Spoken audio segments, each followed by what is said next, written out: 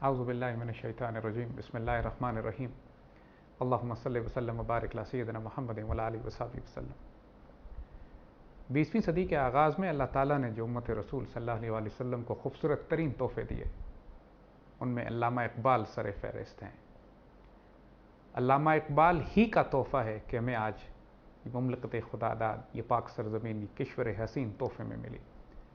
علامہ اقبال ہی کی برکت تھی کہ ہندوستان کے مسلمانوں کو اللہ نے متحد کر کے ایک نظریہ بھی دیا، ایک سوچ بھی دی، ایک فکر بھی دیا اور ایک قائد بھی دیا، جس کے نتیجے میں مسلمان نہ صرف آزادی حاصل کر سکے بلکہ امت رسول کے لیے ایک ایسا مرکز بن گیا جو وقت کا مدینہ ثانی،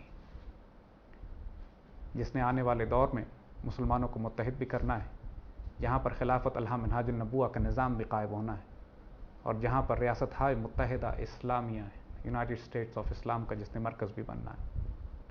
حضور صلی اللہ علیہ وسلم کی ان احادیث نے بھی اسی خطہ زمین کے ذریعے پورا ہونا ہے جو غزوہ ہند سے متعلق ہیں۔ یہ تمام خوشخبریاں، یہ تمام فیض جو اس امت کو 20ویں صدی میں دیا گیا، اس کا وسیلہ اللہ سبحانہ و تعالیٰ نے علامہ اقبال کو بنایا تھا۔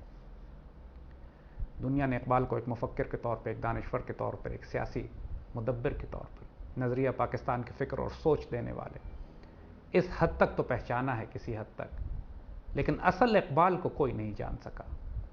اصل اقبال کے لیے صاحب بصیرت، اہل معرفت، اولیاء اللہ کے پاس جانا پڑتا ہے، جن کے ہاں اقبال ایک ولی کامل کی حیثیت سے پہچانے جاتے ہیں۔ اقبال نے جہاں ایک طرف وقت کی سیاسی اور دفاعی صورتحال کے مطابق اس خطہ زمین میں ایک نئی مسلمان ریاست کے بنانے کے بارے میں خوشخبریاں دیں، اس کا خواب دیکھا، اس کی پالیسیز بنائیں اور اس کو نافذ کروا دیا، اسی طرح اقبال نے آنے والے دور کی خوبصورت ترین تصویر بھی کھینچ کر مسلمانوں کے سامنے رکھی۔ کلیات اقبال میں اقبال کی وہ تمام خوشخبریاں موجود ہیں جو آنے والے دور سے متعلق ہیں۔ یہ وہ خوشخبریاں ہیں جو ابھی ظہور پذیر نہیں ہوئیں لیکن انہوں نے ہونا ہے۔ یہاں پر یہ اعتراض اکثر اٹھایا جاتا ہے کہ صاحب غیب کا علم تو صرف اللہ کے پاس ہے، اقبال کو کیسے معلوم کہ آنے والی وقت میں اللہ تعالیٰ نے امت رسول صلی اللہ علیہ وسلم اور پاکستان کے لیے یہ خوشخبریاں رکھی ہوئی ہیں۔ یہاں اس غلط فہمی کا ازالہ کرنا ضروری ہے۔ یہ ایک بہت بڑی غلط فہمی ہے جو کہ قوم میں اور امت میں پھیلائی جا چکی ہے، اور ان علماء یا ان جہلا کی طرف سے کہ جو اس حقیقت سے واقف نہیں ہیں کہ اللہ سبحانہ و تعالیٰ صرف غیب کا عالم نہیں ہے، اللہ شہادہ کا بھی عالم ہے۔ سورہ حشر کی آخری آیتوں میں اللہ تعالیٰ بالکل واضح کر دیتا ہے کہ اللہ ہی ہے جو عالم الغیب والشہادہ ہے۔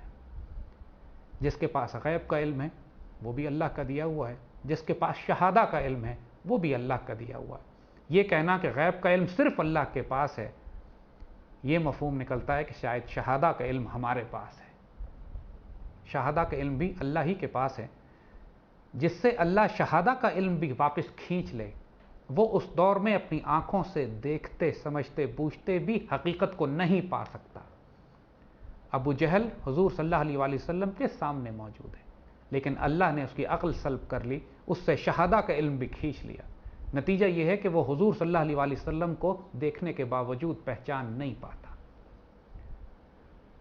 اسی طرح شہادہ بھی اللہ ہی کا دیا ہوا ایک علم ہے، جس طرح غیب اس کا دیا ہوا ایک علم ہے۔ اور پھر غیب بھی ایک ریلیٹو ٹرم ہے۔ ایک شخص جو پہاڑ کے دامن میں نیچے وادی میں کھڑا ہوا ہے، وہ پہاڑ کے پرلی طرف نہیں دیکھ سکتا، اس کے لیے پہاڑ کے پیچھے جو کچھ ہے وہ غیب ہے۔ لیکن جو شخص پہاڑ کی چوٹی پہ کھڑا ہو، اس کو پہاڑی کے دونوں طرف نظر آتا ہے، اس کے لیے پہاڑ کے پیچھے والا جو کچھ وہاں پر ہو رہا ہے وہ غیب نہیں ہے، اس کے لیے وہ شہادہ ہے۔ غیب کا علم بھی اللہ کا دیا ہوا تحفہ، اور ہر شخص اپنی معرفت، اپنے علم، اپنے نور، اپنے عرفان کے مطابق اس کو حاصل کرتا ہے اپنے رب سے۔ میرے آقا صلی اللہ علیہ وسلم کی سنت مبارکہ سے یہ بات ثابت ہے کہ آپ نے قیامت تک کے آنے والے تمام واقعات کو بیان فرما دیا ہے۔ غیب کا وہ علم جو عام لوگوں کے لیے غیب ہے، وہ اللہ کے رسول صلی اللہ علیہ وسلم کے لیے غیب نہیں ہے۔ میرے آقا صلی اللہ علیہ وسلم نے ہجرت کے موقع پر حضرت سراقہ رضی اللہ تعالیٰ عنہ کو فرما دیا تھا کہ میں قیصر و کسریٰ کے کنگن تمہارے ہاتھوں میں دیکھ رہا ہوں۔ اور پھر سیدنا ابو عمر رضی اللہ تعالیٰ عنہ کے دور میں کہ جب کسرا فتح ہوا اور اس کے کنگن مسجد نبوی شریف لائے گئے تو سیدنا عمر نے وہی کنگن سراقہ کے ہاتھ میں پہنا کر اس حدیث مبارکہ کو، حضور کی اس پیشن گوئی کو، اس بشارت کو، اس خوشخبری کو پورا کر دیا جو حضور نے ہجرت کے موقع پر فرمائی تھی۔ اسی طرح میرے آقا صلی اللہ علیہ وسلم نے اور خود قرآن پاک میں رومنز کے شکست، غلبت الروم، سورہ روم کے حوالے سے شروع ہوتی ہے، بتایا گیا کہ ابھی رومنز کو شکست ہوئی ہے لیکن کچھ عرصے کے بعد 10 سال کے اندر اندر رومنز کو دوبارہ فتح حاصل ہو جائے گی۔ اللہ تعالیٰ نے نازل فرمائی وہ باتیں، حضور نے بیان فرمائی، تشریح کی ان کی۔ میرے آقا صلی اللہ علیہ وسلم نے قسطنطنیہ کے فتح ہونے کی خوشخبری 900 سال پہلے فرما دی۔ مسلمانوں کو حضور صلی اللہ علیہ وسلم کی اس قسطنطنیہ والی حدیث پر اتنا اعتبار تھا کہ 900 سال تک مسلمان اپنی جنگی حکمت عملی قسطنطنیہ والی حدیث پر بناتے رہے، اور بالآخر 1453 میں سلطان محمد فاتح عثمانی سلطان نے اس حدیث شریف کے مطابق قسطنطنیہ کو فتح کیا۔ اسی طرح میرے آقا صلی اللہ علیہ وسلم نے جو بہت ساری بشارتیں فرمائی ہیں، ان میں 2 بشارتوں نے ابھی پورا ہونا ہے۔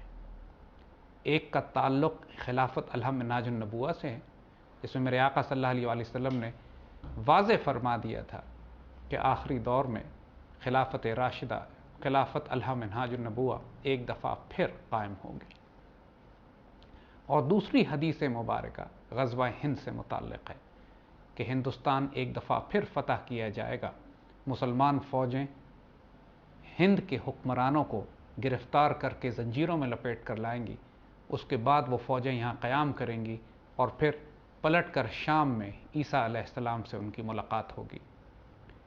اس غزوہ ہند کی حدیث سے یہ بات بالکل واضح ہو جاتا ہے کہ یہ غزوہ جس کی حضور بشارت دے رہے ہیں یہ آخری دور کا ہے اور اول دور کا نہیں، کیونکہ غزوہ ہند کے بعد مسلمانوں کی ملاقات شام میں حضرت عیسیٰ علیہ السلام کی فوجوں سے ہوگی۔ اسی طرح علامہ اقبال جو کچھ اپنے کلام میں بیان فرماتے ہیں، اگر حقیقت کی نگاہ سے دیکھا جائے تو یہ تمام حضور صلی اللہ علیہ وسلم کی بیان فرمائی ہوئی احادیث مبارکہ اور خوشخبریوں کی تشریح ہے۔ اس میں کوئی شبے کی بات نہیں ہے۔ اس طرح کی تشریح اور وضاحت اولیاء اللہ نے پہلے بھی کی ہے۔ حضرت نعمت اللہ شاہ ولی کا قصیدہ تو صدیوں سے ہندوستان میں رائج ہے، اور حیرت انگیز طور پر وہ تمام خوشخبریاں اور بشارتیں اور آنے والے واقعات کے بارے میں جو تفصیلات آپ نے بتائی تھیں، اس میں نذیر بھی تھی اور بشیر بھی، اس میں وارننگز بھی تھیں اور خوشخبریاں بھی، وہ تمام کی تمام کہ آنے والے دور میں ہوگا کیا، حضرت نعمت اللہ شاہ ولی کے قصیدے میں موجود ہیں، ڈاکومنٹڈ ہیں، لکھی ہوئی ہیں، صدیوں سے مسلمان ان کو پڑھ رہے ہیں۔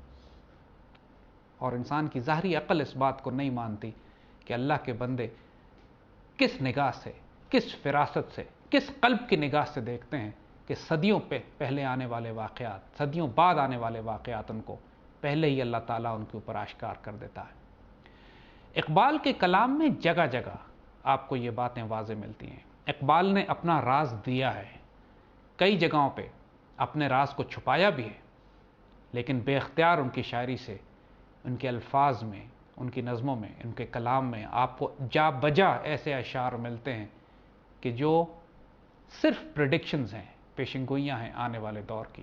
بعض جگہ اقبال مشاہدے کی حد پر جا کر، عین الیقین، علم الیقین اور حق الیقین کے درجے پر جا کے مشاہدہ کرنے کے بعد اس کو بیان کر رہے ہیں۔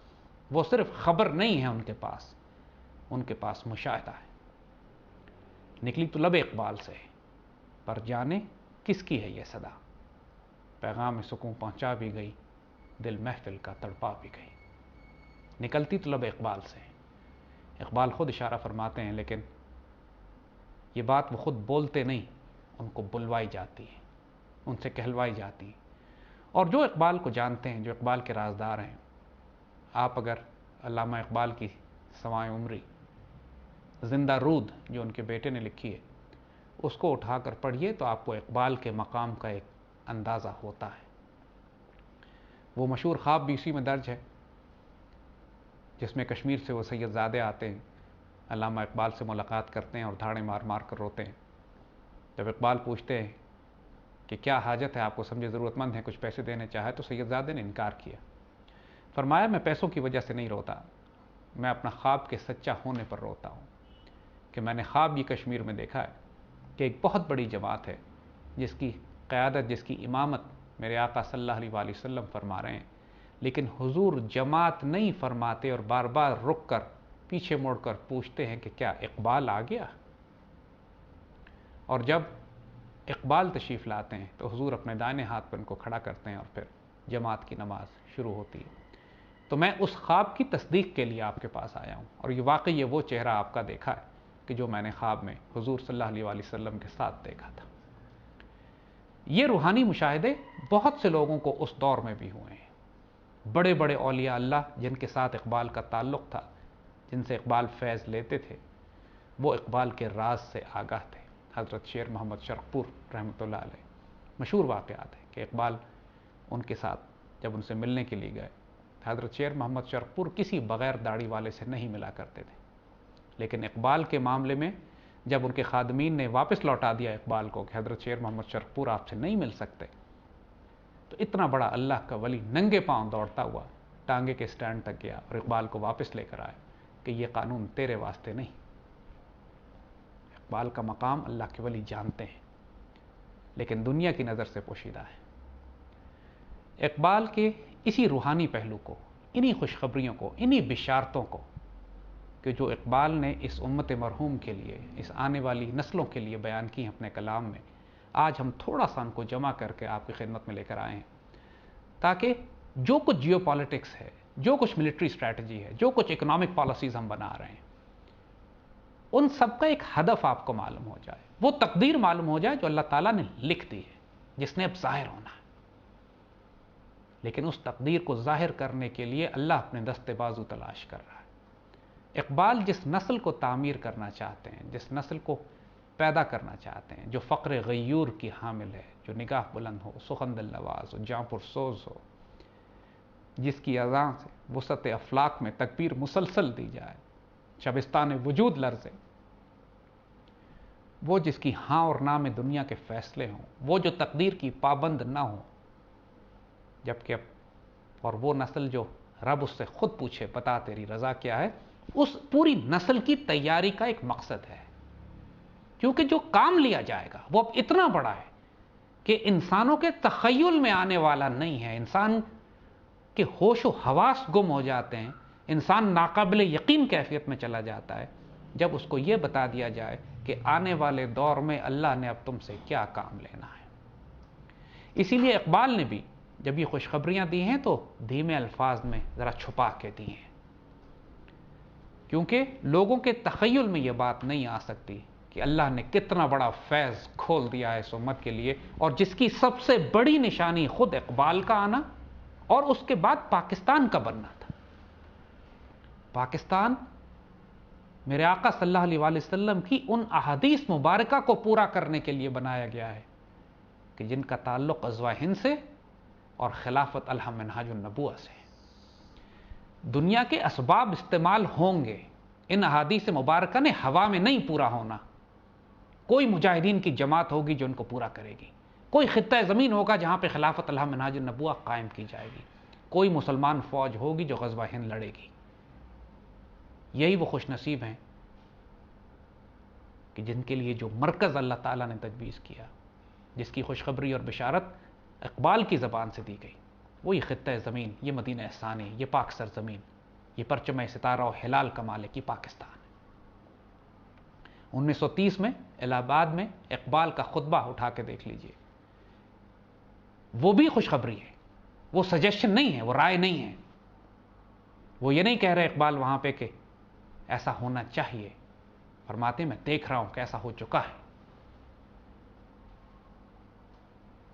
مگر یہی بات کہ اقبال اپنے رازوں کو چھپانے والے تھے، جذب کی کیفیت میں جو کچھ ان کی زبان سے اللہ نے نکلوا دیا وہ بذات خود اتنا حیرت انگیز ہے کہ اس میں سے صرف ایک جھلک آج ہم آپ کو دکھائیں گے۔ انشاءاللہ یہ آپ کو حوصلہ بھی دے گی، یہ آپ کے لیے خوشخبریاں بھی ہیں، آپ کے لیے نئی بہار کی امید بھی لے کر آئیں، اور ساتھ ساتھ اس نسل کے لیے بھی ایک ترغیب ہے کہ جس کے ذریعے اللہ نے اب ایک کام لینا ہے۔ اس میں کوئی شبے کی بات نہیں ہے کہ 21ویں صدی کے آغاز میں جو نوجوان نسل اس وقت ہمارے پاس موجود ہے وہ اس امت کی خوش نصیب ترین نسل ہے۔ کیونکہ اب اللہ نے جو فیصلے کرنے ہیں اس کے لیے جو دست و بازو اس نے استعمال کرنے ہیں وہ اسی نسل میں سے تیار کیے جائیں گے۔ آئیے اقبال کا کلام ہم آپ کے ساتھ تھوڑا سا آپ کے آگے پیش کرتے ہیں، آپ کو خود آپ ناقابل یقین کیفیت میں چلے جائیں گے۔ آج جو مسلمانوں کی حالت ہم امت مسلمہ میں دیکھ رہے ہیں، پوری مسلمان دنیا کو حصے بکھرے کیا جا رہا ہے۔ کوئی مسلمان ملک ایسا نہیں ہے جہاں پر اللہ اس کے رسول صلی اللہ علیہ وآلہ وسلم کا تمام نظام خلافت راشدہ کی بنیاد پر نافذ کیا جا چکا ہو۔ مسلمان پوری دنیا میں مختلف دشمن قومیں اس طرح ٹوٹ کر گر رہی ہیں جیسے دسترخوان پر بھوکے گرتے ہیں۔ اور پھر یہ ذہن میں رکھیے گا کہ اقبال کی یہ شاعری 1920-1930 کے آس پاس کی ہے۔ اس وقت تو اس سے زیادہ تاریکی میں مسلمان تھے۔ خلافت عثمانیہ ٹوٹ چکی تھی، ہندوستان کے مسلمانوں نے تحریک خلافت چلائی خلافت کو بچانے کے لیے، اتنے مایوس ہوئے کہ ہجرت کر پڑے، ہندوستان چھوڑ کر افغانستان چلے جاتے۔ پوری مسلمان دنیا میں پہلی جنگ عظیم کے بعد کوئی خطہ زمین باقی نہیں بچا تھا سوائے مکہ مدینے کے یا افغانستان کے کہ جہاں مسلمان آزاد ہوں۔ کسی جگہ پوری دنیا میں اللہ کا نظام نافذ نہیں تھا، سود اور ربا کا نظام آ چکا تھا، پیپر کرنسی کاغذی نوٹوں کی شکل میں درہم و دینار اور سونے اور چاندی کے سکے تبدیل کر دیے گئے تھے، ایک بینکنگ کا ایک نظام قائم ہو چکا تھا۔ 1400 سال کی مسلم تاریخ میں پہلی دفعہ پاسپورٹس اور ویزوں کا سلسلہ شروع ہوا۔ وہ مسلمان جو سنکیان سے لے کر کاشغر سے لے کر نیل کے ساحل تک صدیوں سفر کرتے رہے تھے بغیر ویزے، پاسپورٹ اور پابندیوں کے، پہلی دفعہ مسلمانوں کو ایک الگ قوموں میں، الگ پرچم میں، الگ جھنڈے میں، الگ قومی ترانے میں توڑ دیا گیا اور مسلمانوں پر پابندیاں لگا دی گئیں۔ مسلمان فقہ میں مسلمان علماء کو مصیبت پڑ گئی کہ 1400 سال کی مسلم تاریخ میں ایسا بھی تاریخ دور آیا 20ویں صدی کے آغاز میں کہ جب پوری مسلمان دنیا میں ایک خطہ زمین ایسا نہیں تھا جہاں اللہ کا دین نافذ ہو۔ تمام بڑے بڑے مسلمان ممالک جو دارالاسلام تھے دارالکفر میں تبدیل ہو گئے۔ ہندوستان 1000 سال مسلمان حکومت کرتے رہے۔ مسلمان علماء کے لیے پریشانی بن گئی ہے کہ کیا اب جمعے کی نماز بھی ہندوستان میں پڑھی جا سکتی ہے یا نہیں؟ کیا یہاں مسلمان رہیں یا ہجرت کر جائیں؟ کیا مسلمان یہاں پر بغاوت کریں یا اپنے دین اور ایمان اور اپنے اسلاف کی قدروں کی حفاظت کس طرح کریں؟ کیونکہ مسلمان فقہ میں ان سوالوں کے جواب ہی موجود نہیں تھے۔ یہ تصور سے باہر تھی یہ بات کہ کیسے ہو سکتا ہے یہ کہ اتنے بڑے بڑے مسلمان ملک دارالاسلام سے تبدیل ہو کے دارالکفر بن جائے۔ اس دور میں اقبال نے یہ بات کہی تھی، یہ بات ذہن میں رکھیے گا۔ یہ پورا ماحول سمجھنا اس لیے ضروری ہے کہ اس سے آپ کو اندازہ ہوگا کہ وہ فقیر وقت، وہ قلندر وقت، وہ درویش کتنی صدیاں آگے دیکھ رہا تھا۔ اقبال نے بات بھی آئندہ آنے والی نسلوں کے لیے کہی۔ یہ بات اپنے کلام میں اقبال کہہ چکے ہیں کہ اس قوم کی اگلی نسلیں میری مٹھی میں ہیں۔ پاکستان بنانا مقصود نہیں تھا، مقصود کو حاصل کرنے کا ایک ذریعہ تھا۔ مقصود تو اس کے بعد آنے ہیں، اس پاکستان کی تکمیل کرنی ہے، غزوہ ہند لڑنا ہے، خلافت اللہ منہاج النبوہ قائم کرنا ہے، یونائٹڈ اسٹیٹس آف اسلام، ریاست ہائے متحدہ اسلامیہ قائم کرنا ہے۔ یہ وہ مقصود تھے جن کے لیے پاکستان کا بننا ناگزیر تھا، واجب تھا، لازم تھا، اور اسی لیے وہ اتنی بھاری قیمت مسلمانوں نے اس وقت کی ادا کی۔ صحیح معنوں میں پاکستان بنتے ہوئے قربانی تو ان لوگوں نے دی،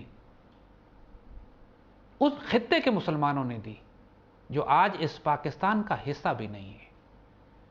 تمام ہندوستان کے مسلمانوں نے اس بات کو جانتے، بوجھتے اور سمجھتے کہ اگر ہم پاکستان بناتے ہیں تو ہم کو اپنے گھر بار چھوڑنے پڑیں گے، ہمیں ہجرت کرنی پڑے گی، اور اتنی طویل ہجرت کرنی پڑے گی کہ جس میں لاکھوں کی تعداد میں شہید دیے جائیں گے، لاکھوں کی تعداد میں بہنوں اور بیٹیوں کی عزت اور آبرو کا سودا کرنا پڑے گا۔ اس کے باوجود ان تمام لوگوں نے، تمام مسلمانوں نے جو اس وقت ہندوستان میں بستے تھے، قائد اعظم کی سربراہی میں اقبال کے نظریات، سوچ اور فکر کو سامنے رکھتے ہوئے پاکستان بننے کو ترجیح دی، شہادت یا پاکستان۔ یہ نعرہ 1940 میں لگایا گیا تھا 23 مارچ کے جلسے میں، اور یہ نعرہ لگانے والے وہ مسلمان تھے جو اچھی طرح جانتے تھے کہ ہندوستان کے وہ صوبے جن سے ان کا تعلق ہے وہ پاکستان میں شامل نہیں ہوں گے، لیکن پاکستان اتنا مقدس، اتنا مبارک ہدف تھا کہ جس کے لیے پاکستان یا شہادت کا نعرہ لگایا گیا۔ آئیے آج انہی اقبال رحمۃ اللہ علیہ کے کچھ اشعار آپ کے سامنے رکھتے ہیں، جو اشعار نہیں ہیں، جو خوشخبریاں ہیں. اور یہ انشاءاللہ آج کے دور میں بھی، جب اتنی مایوسی پھیلی ہوئی ہے، اس پاکستان کو نقصان پہنچانے کے لیے دشمن چاروں طرف سے حملے کر رہا ہے، ہم پر ناپاک اور پلیت حکمران مسلط ہیں، سود اور ربا کا نظام ہے، ملک میں عدل نہیں ہے، اس کے باوجود ایک نوجوان نسل پیدا ہو رہی ہے اللہ کے فضل سے، جو کلام اقبال کو زندہ بھی کر رہی ہے، اور اقبال کے شاہین مرد مومن فقر غیور کی حامل انشاءاللہ نگاہ بلند سخن دل نواز جہاں پر سوز بھی ہوگی.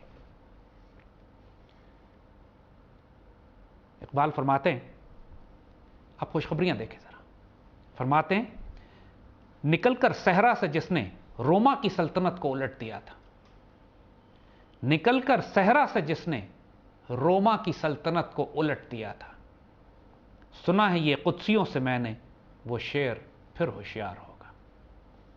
وقت یاد کیجئے کہ جب مسلمان سیدنا ابو بکر صدیق رضی اللہ تعالیٰ عنہ کے دور میں حجاز سے نکلتے ہیں، اور دو قافلے مسلمانوں کے، دو دستے نکلتے ہیں، ایک رومن امپائر کے خلاف اور ایک پرشین امپائر کے خلاف.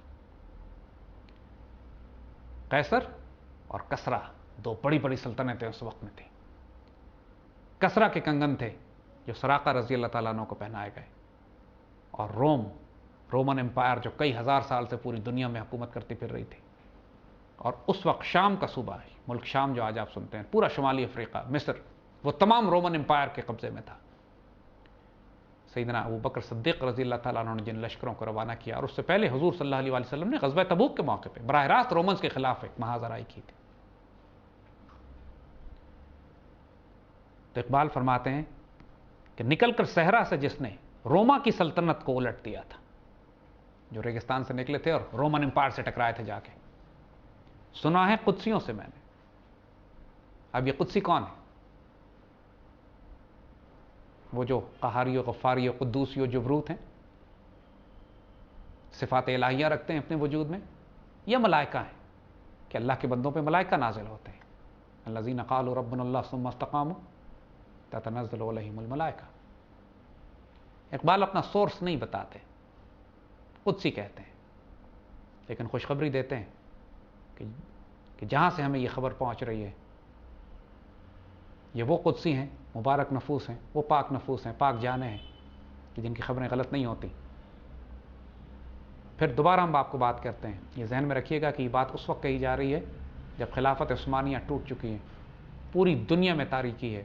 اس وقت اقبال یہ خوشخبری اس مردہ قوم کو دے رہے ہیں کہ سنا ہے یہ قدسیوں سے میں نے وہ شعر پھر بیدار ہوگا، پھر ہوشیار ہوگا، جس نے روما کے سلطنت کے تختے الٹ کے رکھ دیے تھے. الحمدللہ آنے والے وقتوں میں یہ خوشخبری آپ دیکھیں گے. مسلمان فوجیں، مسلمان دستے، اور یہ ناقابل یقین بات ہے، دنیا مانتی نہیں اس بات کو. افغانستان کا جہاد اس کا آغاز تھا جب ایک بہت بڑی سپر پاور افغانستان میں داخل ہوئی، اور افغانستان کے غیور، غریب، مسکین، عاجز مسلمانوں نے پوری دنیا کے مسلمانوں کے ساتھ مل کر اس کو شکست دی. اس میں مسلمان دنیا، پوری مسلمان دنیا کے ہر تحریک شامل تھی افغانستان کے جہاد میں، اور جس کے بعد جس کی برکت سے پوری مسلمان دنیا میں تحریک آزادی جنم لیتی ہے، چاہے وہ کشمیر ہو، چیچنیا ہو، بوسنیا ہو. اور آج وہی مسلمان الحمدللہ روما کے خلاف، امریکنز اور نیٹو کے خلاف وہاں برسر پیکار ہے. اور آنے والے وقتوں میں آپ دیکھیں گے انشاءاللہ کہ روما کے جو تختے الٹے جاتے ہیں، امریکن سویلائزیشن تباہ و برباد ہوگی انشاءاللہ. اس سے پہلے برٹش امپائر وہاں تباہ ہوئی افغانستان میں، پھر سوویت یونین تباہ ہوا، اور اب انشاءاللہ رومن امپائر، جو آج کی رومن امپائر ہیں، جو امریکنز اور نیٹو ہیں. نیٹو جن ممالک پہ مبنی ہے، جن ممالک سے آج نیٹو کی فوجیں آئی ہیں، پہلے یہی رومن امپائر تھے. اللہ کے فضل سے آنے والے وقتوں میں آپ دیکھیں گے کہ وہ شعر جس نے پہلے بھی روما کے تختے الٹے تھے، آج وہ شعر پھر ہوشیار ہوگا اور روما کے تختے الٹے گا. یہ خوشخبری و بشارت اقبال 1920 میں دے رہے ہیں، اور آج تقریباً 90 سال کے بعد ہمیں اپنی آنکھوں سے نظر آنا شروع ہو گیا ہے کہ کس طرح مسلمان مجاہدین، کس طرح وہ شعر جنہوں نے پہلے قرون اولیٰ میں رومنز کے تختے الٹے تھے، آج رومن امپائر کے خلاف برسر پیکار ہیں. فرماتے ہیں آنکھ جو کچھ دیکھتی ہے لب پہ آ سکتا نہیں. یہ وہ مشاہدہ ہے جو ایک فقیر کو حق الیقین سے ہوتا ہے. میرے آقا صلی اللہ علیہ وسلم نے ایک مرتبہ ہاتھ آگے بڑھایا اور پھر فوراً ہاتھ پیچھے کھینچا. صاحب اکرام رضوان اللہ اجمعین نے پوچھا سیدی یہ کیا راز ہے؟ آپ نے فرمایا مجھے جنت کے باغات دکھائے گئے اور میں نے ہاتھ بڑھا کر جنت کا خوشہ توڑنے کی کوشش کی، اور پھر مجھے جہنم دکھائی گئی اور میں نے ہاتھ اپنا پیچھے کھینچ لیا۔ یہ اتنا حقیقی مشاہدہ ہوتا ہے کہ انسان اس طرح ان چیزوں کو دیکھتے ہیں جیسے وہاں موجود ہوں خود، مگر یہ اتنے بڑے بڑے راز ہوتے ہیں کہ سننے والے ناقابل یقین کیفیت میں چلے جائیں۔ خود اقبال اس بات کی وضاحت فرماتے ہیں، آنکھ جو کچھ دیکھتی ہے لب پہ آ سکتا نہیں۔ اللہ کے بندوں کو دکھائی جاتی ہیں چیزیں، مشاہدہ کرایا جاتا ہے، وہ علم الغیب پر نہیں ہوتے، یؤمنون بالغیب پہ نہیں ہوتے، وہ علم الیقین، عین الیقین اور حق الیقین میں یقین کے درجات پر ہوتے ہیں۔ آنکھ جو کچھ دیکھتی ہے لب پہ آ سکتا نہیں، جو کچھ میں دیکھ رہا ہوں وہ زبان پہ نہیں بیان کیا جا سکتا۔ محو حیرت ہوں کہ دنیا کیا سے کیا ہو جائے گی، میں حیران ہوں کہ یہ دنیا کیا سے کیا ہو جائے گی۔ ابھی کیا نظر آتا ہے ہمیں؟ ابھی نظر آتا ہے پوری دنیا میں مسلمان تباہ و برباد ہوئے پڑے ہیں۔ دیکھو تو صحیح ہوگا کیا ہے۔ اس وقت اقبال نے کہا تھا جب پوری دنیا میں چین کا ملک کا وجود ہی نہیں تھا، مشرق میں کوئی مشرق کی قوت ہی نہیں تھی، پورا چین افیم اور بھنگ کے نشے میں بے ہوش پڑا ہوا تھا۔ اس وقت اقبال نے کہا تھا کھول آنکھ زمین دیکھ، فلک دیکھ، فضا دیکھ، مشرق سے ابھرتے ہوئے سورج کو ذرا دیکھ۔ فرماتے ہیں شب گریزہ ہوگی آخر جلوہ خورشید سے، اندھیری رات جو تمہیں نظر آتی ہے چلی جائے گی، سورج طلوع ہوگا، ایک نیا سورج طلوع ہوگا، یہ چمن معمور ہوگا نغمہ توحید سے، اور یہ چمن دوبارہ یہاں پر توحید کا ترانہ، توحید کے نعرے تم سنو گے۔ اور چمن سے مراد کیا ہے؟ یہ چمن، یہ اکبر الہ آبادی کا وہ شعر بھی یاد کیجیے گا، چمن ہند، جہاں انہوں نے ہندوستان کو چمن ہند کہا تھا، جب ان کا بیٹا ولایت چلا گیا اور وہاں جا کے مغرب کی ایک عورت سے شادی کر لی، تو اس پر اقبال نے کہا تھا کہ چمن ہے کہ موم کی پتلیوں پر ایسی ادا آئی، موم کی پتلیوں کی ادا پر ایسا ان کا دل آیا کہ چمن ہند کے پریوں کی ادا بھول گئے۔ ہندوستان کو چمن کہا۔ اس ہندوستان کے بارے میں اقبال فرماتے ہیں یہ چمن معمور ہوگا نغمہ توحید سے۔ یہ بت پرست، مشرک، زائنسٹ، آر ایس ایس، بجرنگ دل، بی جے پی جو آج مسلمانوں کو تباہ کرنے کے درپے ہوئے ہیں، انشاءاللہ ہندوستان ایک دفعہ پھر مسلمانوں کے قبضے میں آئے گا، جس طرح 1000 سال پہلے محمد بن قاسم کے دور میں 1300 سال پہلے جب مسلمان ہندوستان میں داخل ہوئے، اس وقت مسلمان سندھ سے لے کے ملتان تک آئے تھے۔ اس کے بعد تمام تر مسلمانوں کے حملے افغانستان سے، چاہے وہ قندھار سے ہوں یا خیبر پاس کے راستے، اور 1000 سال مسلمان ہندوستان پر حکومت کرتے رہے۔ یہ چمن اس وقت معمور تھا نغمہ توحید سے، اور انشاءاللہ دوبارہ آنے والے وقتوں میں یہ چمن ایک دفعہ پھر معمور ہوگا نغمہ توحید سے۔ یہ وہ حضور صلی اللہ علیہ وسلم کی حدیث شریف پوری ہو جائے گی کہ مسلمان فوجیں آخری دور میں، مسلمان فوجیں ایک دفعہ پھر ہندوستان فتح کریں گی، ہندوستان کے حکمرانوں کو زنجیروں میں لپیٹ کے لائیں گی، اور اس کے بعد پلٹ کر یہ شام میں عیسیٰ علیہ السلام کے ساتھ شامل ہو جائیں گی۔ اقبال کا یہ حسین ترین، غیرت انگیز، غیر معمولی شعر حضور صلی اللہ علیہ وسلم کی اسی حدیث مبارکہ کی طرف اشارہ کرتا ہے۔ میں وہ حیرت ہوں دنیا سے کیا ہو جائے گی، یہ چمن معمور ہوگا نغمہ توحید سے۔ حادثہ وہ جو ابھی پردہ افلاک میں ہے، عکس اس کا میرے آئینہ ادراک میں ہے۔ وہ تمام واقعات کہ جو بھی آسمانوں میں چھپے ہوئے ہیں، جو اللہ نے ظاہر ہی نہیں کیے، اللہ تعالیٰ جب عرش سے، اپنی کرسی سے جو احکامات نازل کرتا ہے، 7 آسمانوں سے گزرتے ہوئے جو زمین پر ظاہر ہوتے ہیں، ابھی وہ ظاہر بھی نہیں ہوئے۔ حادثہ وہ جو ابھی پردہ افلاک میں ہے، وہ حادثے جو بھی آسمانوں میں چھپے ہوئے ہیں، 7 آسمانوں کے پیچھے ہیں، ابھی اللہ نے یہ راز کسی پر نہیں کھولے۔ عکس اس کا میرے آئینہ ادراک میں، لیکن میری سوچ میں، میری فہم میں، میری فکر میں اللہ نے اس کا عکس دکھا دیا ہے۔ میں دیکھ رہا ہوں وہ کون کون سے حادثے ہیں، وہ کون کون سے واقعات ہیں، وہ کون کون سی تغیرات ہیں، وہ کون کون سی تبدیلیاں ہیں، وہ کون کون سے انقلابات ہیں جو بھی برپا ہی نہیں ہوئے، دنیا نے دیکھا ہی نہیں، خواب و خیال میں نہیں ہے دنیا کے کیا ہونے جا رہے ہیں، لیکن اللہ تعالیٰ میرے آئینہ ادراک میں ان کو مجھے دکھا رہا ہے۔ عالم نو ہے ابھی پردہ تقدیر میں، ایک پوری نئی دنیا جو آباد ہونی ہے، جو آنے والے دور ہے، جو کچھ ظاہر ہونا ہے، ابھی وہ صرف اس کی تقدیر لکھی جا رہی ہے.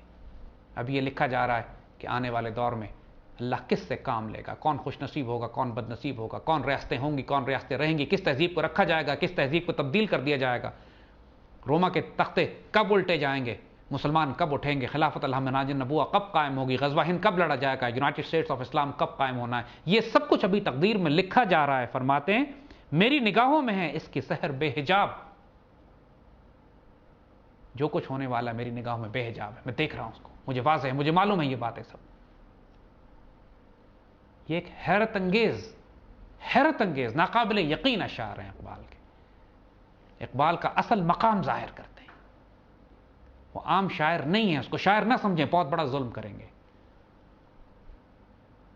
وہ اللہ کا بہت بڑا ولی ہے جس پر اللہ نے خاص کرم فرمایا ہے اس امت کو بیدار کرنے کے لیے، اس کو متحد کرنے کے لیے، اس کو مقصد حیات دینے کے لیے، اس کو قائد دینے کے لیے، اس کو ایک مملکت خداداد پاکستان دینے کے لیے، اور پھر آنے والے دور میں جو کچھ خوشخبریاں میرے رب نے اس امت کے لیے رکھی ہوئی ہیں ان کی خبر سنانے کے لیے.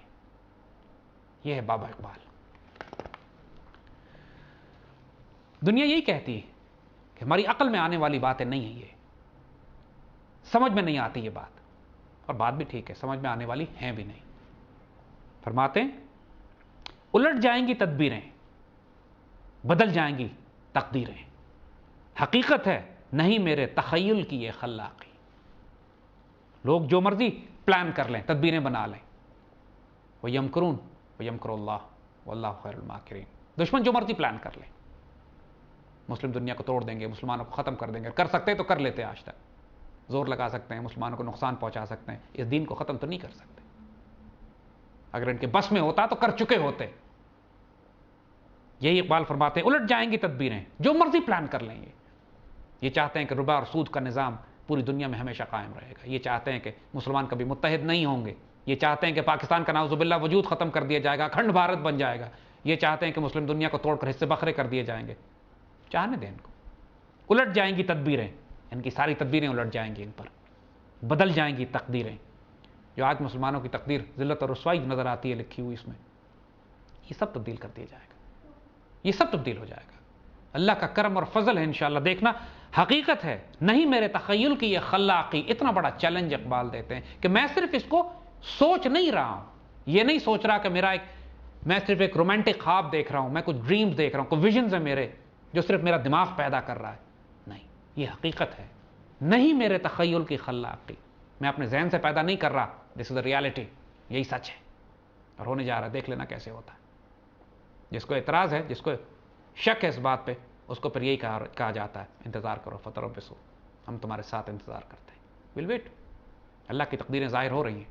اللہ کے کچھ بندے ہیں جو ان تقدیروں کو ظاہر کرنے کا ذریعہ بنیں گے. بہت سے صرف تماشا دیکھیں گے، بہت سے مخالفت کریں گے، لیکن جو مرضی کر لیں، دشمنوں کی تدبیریں بھی ناکام ہوں گی، مسلمانوں کی خراب تقدیریں بھی تبدیل ہوں گی، اور جو ہونا ہے وہ ہو کے رہے گا انشاءاللہ. فرماتے ہیں مسلمان کو مسلمہ کر دیا طوفان مغرب نے. مسلمان کو مسلمہ کر دیا طوفان مغرب نے. تلاطم ہائے دریا ہی سے ہے گوہر کی سیرابی. یہ جو طوفان دیکھتے ہیں آپ، تماشا دیکھتے ہیں، فساد دیکھتے ہیں مسلمان دنیا میں، قتل و غارت، اور اتنی شہادتیں دینی پڑی ہیں، نقصان اٹھانا پڑ رہا ہے. مغرب کے حملے ہو رہے ہیں، کبھی امریکنز کے، کبھی نیٹو کے، کبھی روس کے. لیکن یہ تمام حملے، یہ تمام نقصانات، یہ تمام تکلیفیں، ان مع العسر یسرا، اس تکلیف میں ایک آسانی بھی چھپی ہوئی ہے. مسلمانوں کو مسلمہ کر دیا طوفان مغرب نے. کہ جب تک طوفان نہ ہو، جب تک تھپیڑے نہ لگیں سی پی کو، اس وقت اس کے اندر موتی نہیں بنتا. اللہ تعالیٰ عثمانیوں پہ کوہ غم ٹوٹا تو کیا غم ہے. اس وقت اقبال نے یہ بات کہی تھی، خون 100,000 انجم سے ہوتی ہے سحر پیدا. اگر لاکھوں عثمانی شہید بھی ہو گئے تو کیا غم کی بات ہے. خون 100,000 انجم سے ہوتی ہے سحر پیدا. جب تک کہ لاکھوں ستارے قتل نہ ہو، اس وقت تک صبح نہیں ہوتی. قربانی دینی پڑتی ہے. یہ کوئی نہ سمجھے کہ اللہ نے اتنے بڑے بڑے وعدے جو کیے ہیں، اس کے لیے وہ سچے اور جھوٹے میں فرق نہیں کرے گا. وہ اس کے لیے سابقون الاولون کو تلاش نہیں کرے گا، وہ قربانی نہیں مانگے گا. لن تنالوا البر حتی تنفقوا مما تحبون. کبھی تم خیر تک، نیکی تک، اللہ تک نہیں پہنچ سکتے جب تک اس کو قربان نہ کرو جو تمہیں بہت محبوب ہے. اللہ آزمائشیں تو لے گا، امتحان تو لیے جائیں گے. تلا تمہائے دریا ہی سے ہے گوہر کی سیرابی. جب تک طوفان نہ ہو، آزمائش نہ ہو، امتحان نہ ہو، اس وقت تک مسلمان سیراب نہیں ہوتا. عطا مومن کو پھر درگاہ حق سے ہونے والا ہے. بہت بڑی خوشخبری ہے یہ. عطا مومن کو پھر درگاہ حق سے ہونے والا ہے. شکوہ ترکمانی، ذہن ہندی، نطق عربی. پوری مسلم دنیا میں جو خیر کبھی بھی رہی ہے، عثمانیوں کا جلال شکوہ ترکمانی.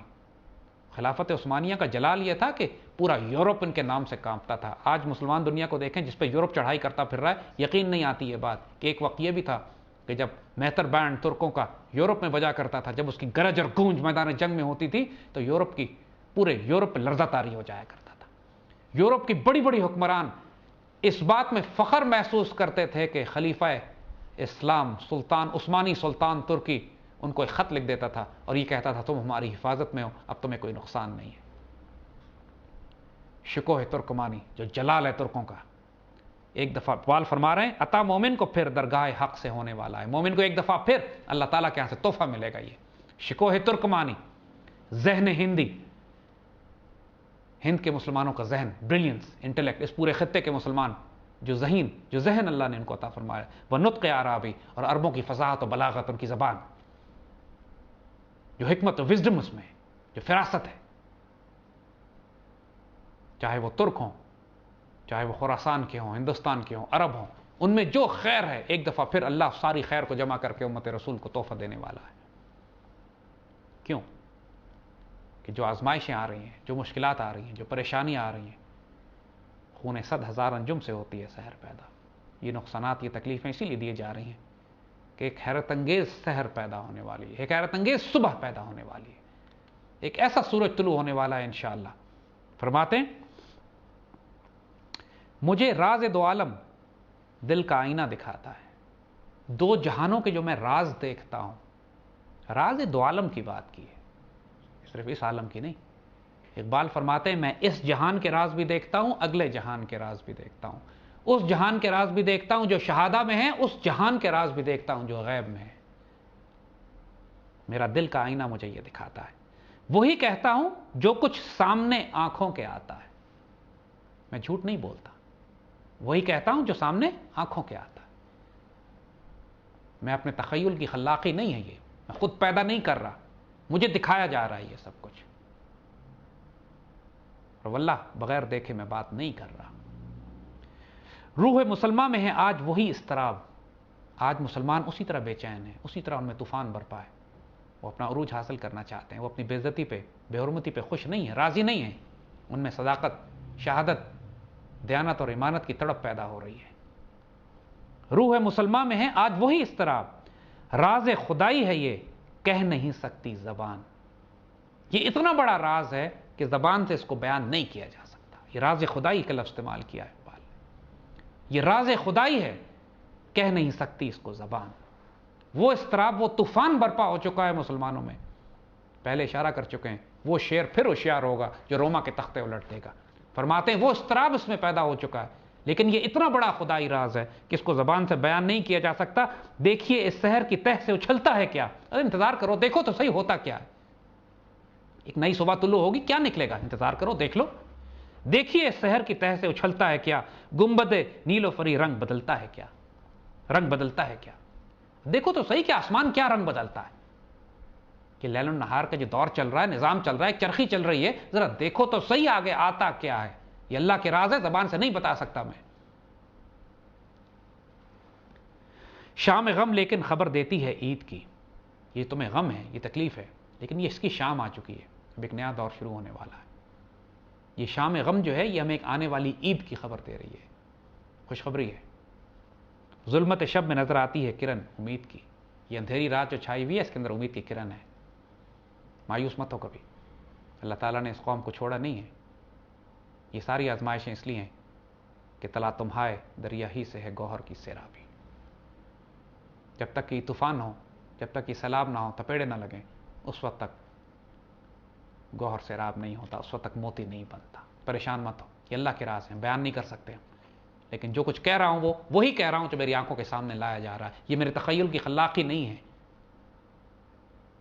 وہ راز جو ابھی پردہ تقدیر میں ہے، وہ میرے آئینہ افکار میں اللہ تعالیٰ سامنے لے کر آتا ہے۔ حیرت انگیز بات ہے، ناقابل یقین حد تک۔ فرماتے ہیں کھول کر آنکھیں میرے آئینہ گفتار میں، کھول کر آنکھیں میرے آئینہ گفتار میں۔ اپنی آنکھیں کھولو، اندھے گونگے اور بہرے کے لیے نہیں ہے یہ سب کچھ۔ جس شخص کو اقبال کی باتیں سمجھ نہیں آ رہی وہ استغفار کرے، وہ توبہ کرے، وہ اللہ سے شرح صدر طلب کرے، کیونکہ حقیقت یہی ہے کہ اقبال اتنا بڑا تحفہ ہے جو پلیت اور کمینے لوگوں کے لیے ہے ہی نہیں۔ حضرت واصف علی واصف رحمۃ اللہ علیہ فرماتے ہیں کہ اقبال کو سمجھنے کے لیے بھی قلندرانہ مزاج چاہیے۔ جب تک انسان اپنے رب کا طالب نہ ہو، عشق رسول اور ادب رسول میں نہ ہو، جب تک اس کی نگاہیں کھلی نہ ہو، جب تک وہ سمن بکمن اور امیوں کے درجے پار نہ کر چکا ہو، اس وقت تک اقبال سمجھ نہیں آتے، اس وقت تک اقبال اپنے راز نہیں کھولتے۔ اقبال چونکہ خود مشاہدے کے مقام پر ہیں، لہذا اقبال کو سمجھنے کے لیے بھی وہ قلب منیب اور قلب سلیم چاہیے کہ جو قلب شہید کے حامل اقبال کی باتیں عطا کر سکے۔ فرماتے ہیں کھول کے آنکھیں میرے آئینہ گفتار میں، آنے والے دور کی دھندلی سی ایک تصویر دیکھ۔ جو کچھ ہونے والا ہے اس کی ایک دھندلی سی تصویر دیکھو میرے آئینہ گفتار میں، جو میں کہہ رہا ہوں دیکھو تو صحیح آگے ہونے کیا والا ہے۔ یہ ساری خوشخبریاں جو وہ بتا رہے ہیں، اتنا ناقابل یقین منظر ہے، اتنا ناقابل بیان منظر ہے کہ ایک عام آدمی جسے انگریزی میں کہتے ہیں اسٹیٹ آف ڈس بلیف میں چلا جاتا ہے۔ کیسے ہو سکتا ہے؟ کیسے ممکن ہے؟ وسائل نہیں ہیں، کوئی تدبیر نظر نہیں آتی، کوئی لیڈر نظر نہیں آتا، کوئی مسلمان ملک نہیں ہے جو متحد کر سکے مسلمانوں کو، جو وہ عروج ہم دیکھ سکیں۔ فرماتے ہیں الٹ جائیں گی تدبیریں، بدل جائیں گی تقدیریں، تقدیر بھی بدل جائے گی، تدبیریں بھی الٹ جائیں گی۔ دیکھنا تو صحیح ہوتا کیا ہے، آنے والے دور کی ایک دھندلی سی تصویر دیکھ۔ کریں گے اہل نظر تازہ بستیاں آباد، صاحب نظر صاحب بصیرت لوگ نئے شہر آباد کریں گے، نئی بستیاں آباد ہوں گی۔ میری نگاہ نہیں سوئے کوفہ و بغداد، یہ بڑی اہم بات ہے۔ 1920 میں اقبال بشارت دے رہے ہیں، خوشخبری دے رہے ہیں کہ اہل نظر نئی بستیاں آباد کریں گے اور میری نگاہ کوفہ اور بغداد کی طرف نہیں ہے۔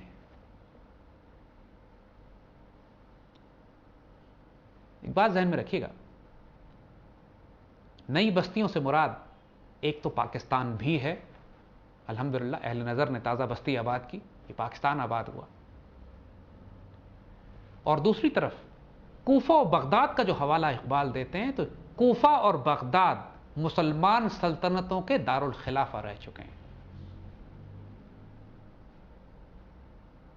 اپنے دور میں بڑی بڑی مسلمان تہذیبیں ان شہروں پر بنیاد رکھی گئی تھی۔ بغداد خلافت عباسیہ کا مرکز رہا، پوری دنیا میں اس کا نام، صدیوں تک مسلمانوں کے تہذیب و تمدن کا مرکز، اور اس سے پہلے کوفہ۔ لیکن 20ویں صدی میں صرف ایک نئی بستی آباد کی گئی ہے پاکستان بننے کے بعد۔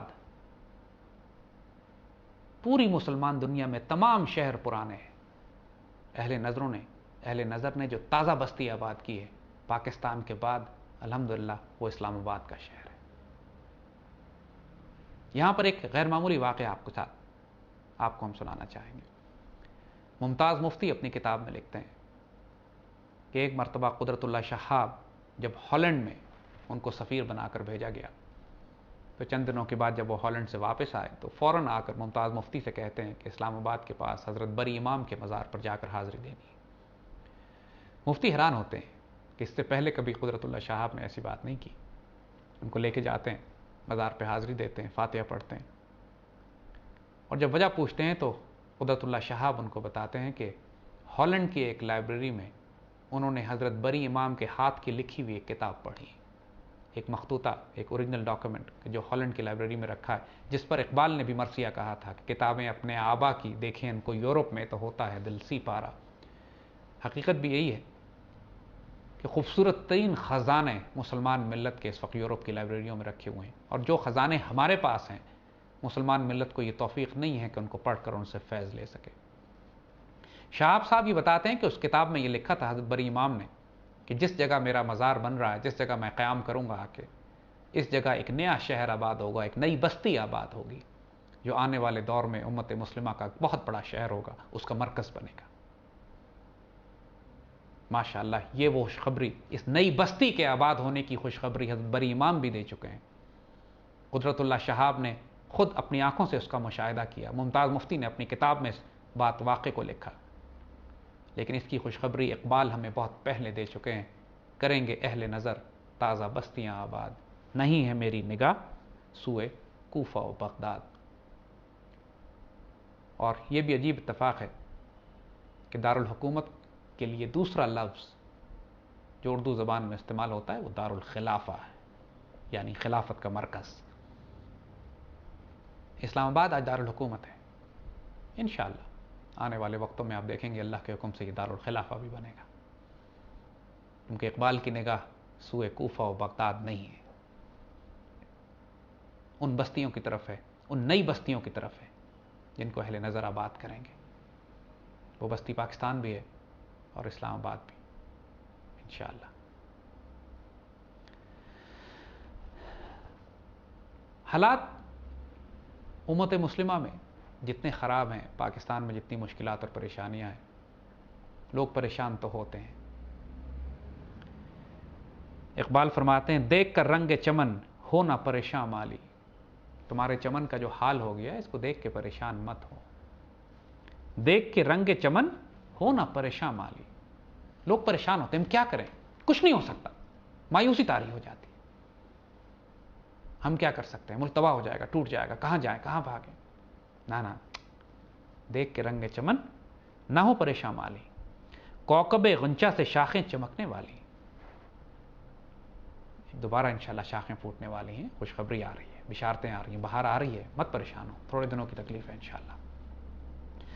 خش و خاشاک سے ہوتا ہے گلستان خالی، انشاءاللہ جو باغ ہے تمہارا کچرے سے خالی ہو جائے گا۔ جتنا کچرا ہے سیاست میں، جتنا کچرا ہے علم میں، جتنا کچرا ہے علماء میں، جتنا کچرا ہے دانشوروں میں، جتنا کچرا ہے میڈیا میں، جتنا کچرا ہے سیاست میں، ریاست میں، سارا کچرا صاف کر دیا جائے گا، فکر نہ کرو۔ اس کو صاف کرنے والے چاہے اللہ تعالیٰ کا قدرتی ہاتھ ہو یا اللہ کے بندوں کی تلواریں ہوں، فکر نہ کرو، یہ کام اللہ کے، صفائی ہوگی انشاءاللہ۔ گل برانداز ہے خون شہداء کی لالی، اور دوبارہ سے نئے پھول جن کے اندر شہداء کے خون شامل ہوگا، جن کے اندر شہداء کے خون کا رنگ شامل ہوگا، قربانیاں دینی پڑیں گی، نئے پھول کھلنے والے ہیں انشاءاللہ۔ رنگ گردوں کا ذرا دیکھ تو نابی ہے، یہ نکلتے ہوئے سورج کی افق تابی ہے، ذرا دیکھو تو صحیح آسمان کی طرف، ایک نیا سورج نکل رہا ہے، اس کی خوشبو نظر آ رہی ہے، اس کی روشنی نظر آ رہی ہے، اس کا رنگ ہمیں نظر آ رہا ہے۔ یہ تمام وہ خوشخبریاں ہیں ماشاءاللہ جو اللہ اقبال کی زبان سے ہمیں سناتا رہا ہے۔ مایوس مت ہو، پیوستہ رہ شجر سے امید بہار رکھ، فکر نہ کرو، اللہ خیر کر رہا ہے انشاءاللہ، کوئی ایسی مصیبت نہیں پڑ گئی۔ جو کچھ تمہیں نظر آ رہا ہے، مشکلیں، آزمائشیں، پریشانیاں ہیں ضرور، لیکن نگاہ باطن سے دیکھو، نگاہ فراست سے دیکھو، نگاہ فقر سے دیکھو، تمہیں نظر آئے گا کہ رب نے کتنی خیر رکھتی ہے۔ اللہ کی جب رحمت آنے لگتی ہے، بارش آتی ہے، تو اس سے پہلے وہ ٹھنڈی ہوا کے جھونکے بھیجتا ہے، بادلوں کے جھونکے آتے ہیں، بادلیں نظر آتے ہیں، آپ کو معلوم ہوتا ہے پیچھے رحمت کی بارش آ رہی ہے۔ جو صاحب نظر، صاحب بصیرت ہوتے ہیں وہ پہلے بتا دیتے ہیں۔ عجب نہیں کہ مسلمان کو پھر عطا کر دیں، اور یہ عجیب بات نہیں ہے کہ مسلمانوں کو ایک دفعہ پھر یہ چیزیں عطا ہوں۔ کیا؟ کون سے ہتھیار؟ شکوہ سنجر و فقر جنید و بستامی، وہی بات جو فرمائی تھی، عطا مومن کو پھر درگاہ حق سے ہونے والا ہے، شکوہ ترکمانی، ذہن ہندی، نطق عربی۔ ایک اور جگہ پہ فرماتے ہیں کوئی بعید نہیں ہے کہ تم کو دوبارہ عطا ہو جائے، شکوہ سنجر و فقر جنید و بستامی۔ ایک حیرت انگیز فکر اور سوچ جو اقبال نے پہلی دفعہ 20ویں صدی میں جس کو جاری کیا، اور جو آنے والے دور کی وہ حقیقتاً ایک تصویر ہے، وہ یہ کہ اب اللہ اس قوم سے کام لے گا، اس جماعت سے کام لے گا جو ایک طرف جنیدی ہوگی اور ایک طرف ارض شیری ہوگی، یعنی ایک طرف فقر میں، معرفت میں، عشق الہی اور عشق رسول میں اس کا اپنا مقام ہوگا، روحانیت میں، دوسری طرف پالیٹکس میں، اکنامی میں، ملٹری پاور میں، سیاست میں، قوت میں، اقتدار میں اس کے پاس زبردست ظاہری اختیار ہوگا، جنیدی اور ارض شیری۔ اور یہاں پر اقبال یہی بات فرما رہے ہیں کہ انشاءاللہ اللہ کوئی عجب بات نہیں ہے کہ اللہ تجھے عطا کرے شکوہ سنجر ایک بہت بڑا بادشاہ تھا، اس کا جلال، مگر اس کے ساتھ ساتھ فقر جنید و بسطامی، حضرت جنید بغدادی اور بایزید بسطامی رحمۃ اللہ علیہ کا وہ فقر، وہ اسپرچوالٹی، وہ مسٹیکل ڈائمنشن، وہ روحانیت، وہ قلب، وہ نکاح، وہ معرفت، وہ عشق رسول، وہ ادب رسول. کیونکہ جو جدید دور کی سیاست ہے، جو لادین سیکولر سیاست ہے، جس میں جدا ہے دین سیاست سے، تو اس کے بعد رہ جاتی ہے صرف چنگیزی. کروڑا انسانوں کو صرف 20ویں صدی میں اس نظام نے، اس جمہوریت نے، چاہے وہ ڈیموکریسی کے نام پہ ہو، ڈکٹیٹرشپ کے نام پہ ہو، ہلاک کیا. پوری انسانیت کو انہوں نے اسی فتنے میں مبتلا کر دیا ہے، کیپٹلزم ہو یا کمیونزم ہو، ڈیموکریسی ہو، ڈکٹیٹرشپ ہو. اس تہذیب کے بارے میں اقبال خود فرما چکے ہیں، یہ تہذیب اپنے خنجر سے آپ خودکشی کرے گی. جو شاخ نازک پہ آشیاں بنے گا ناپائیدار ہوگا. یہ تہذیب تو تباہ ہونے والی، اس کو بھی بتا چکے ہیں اس تہذیب کے بارے میں.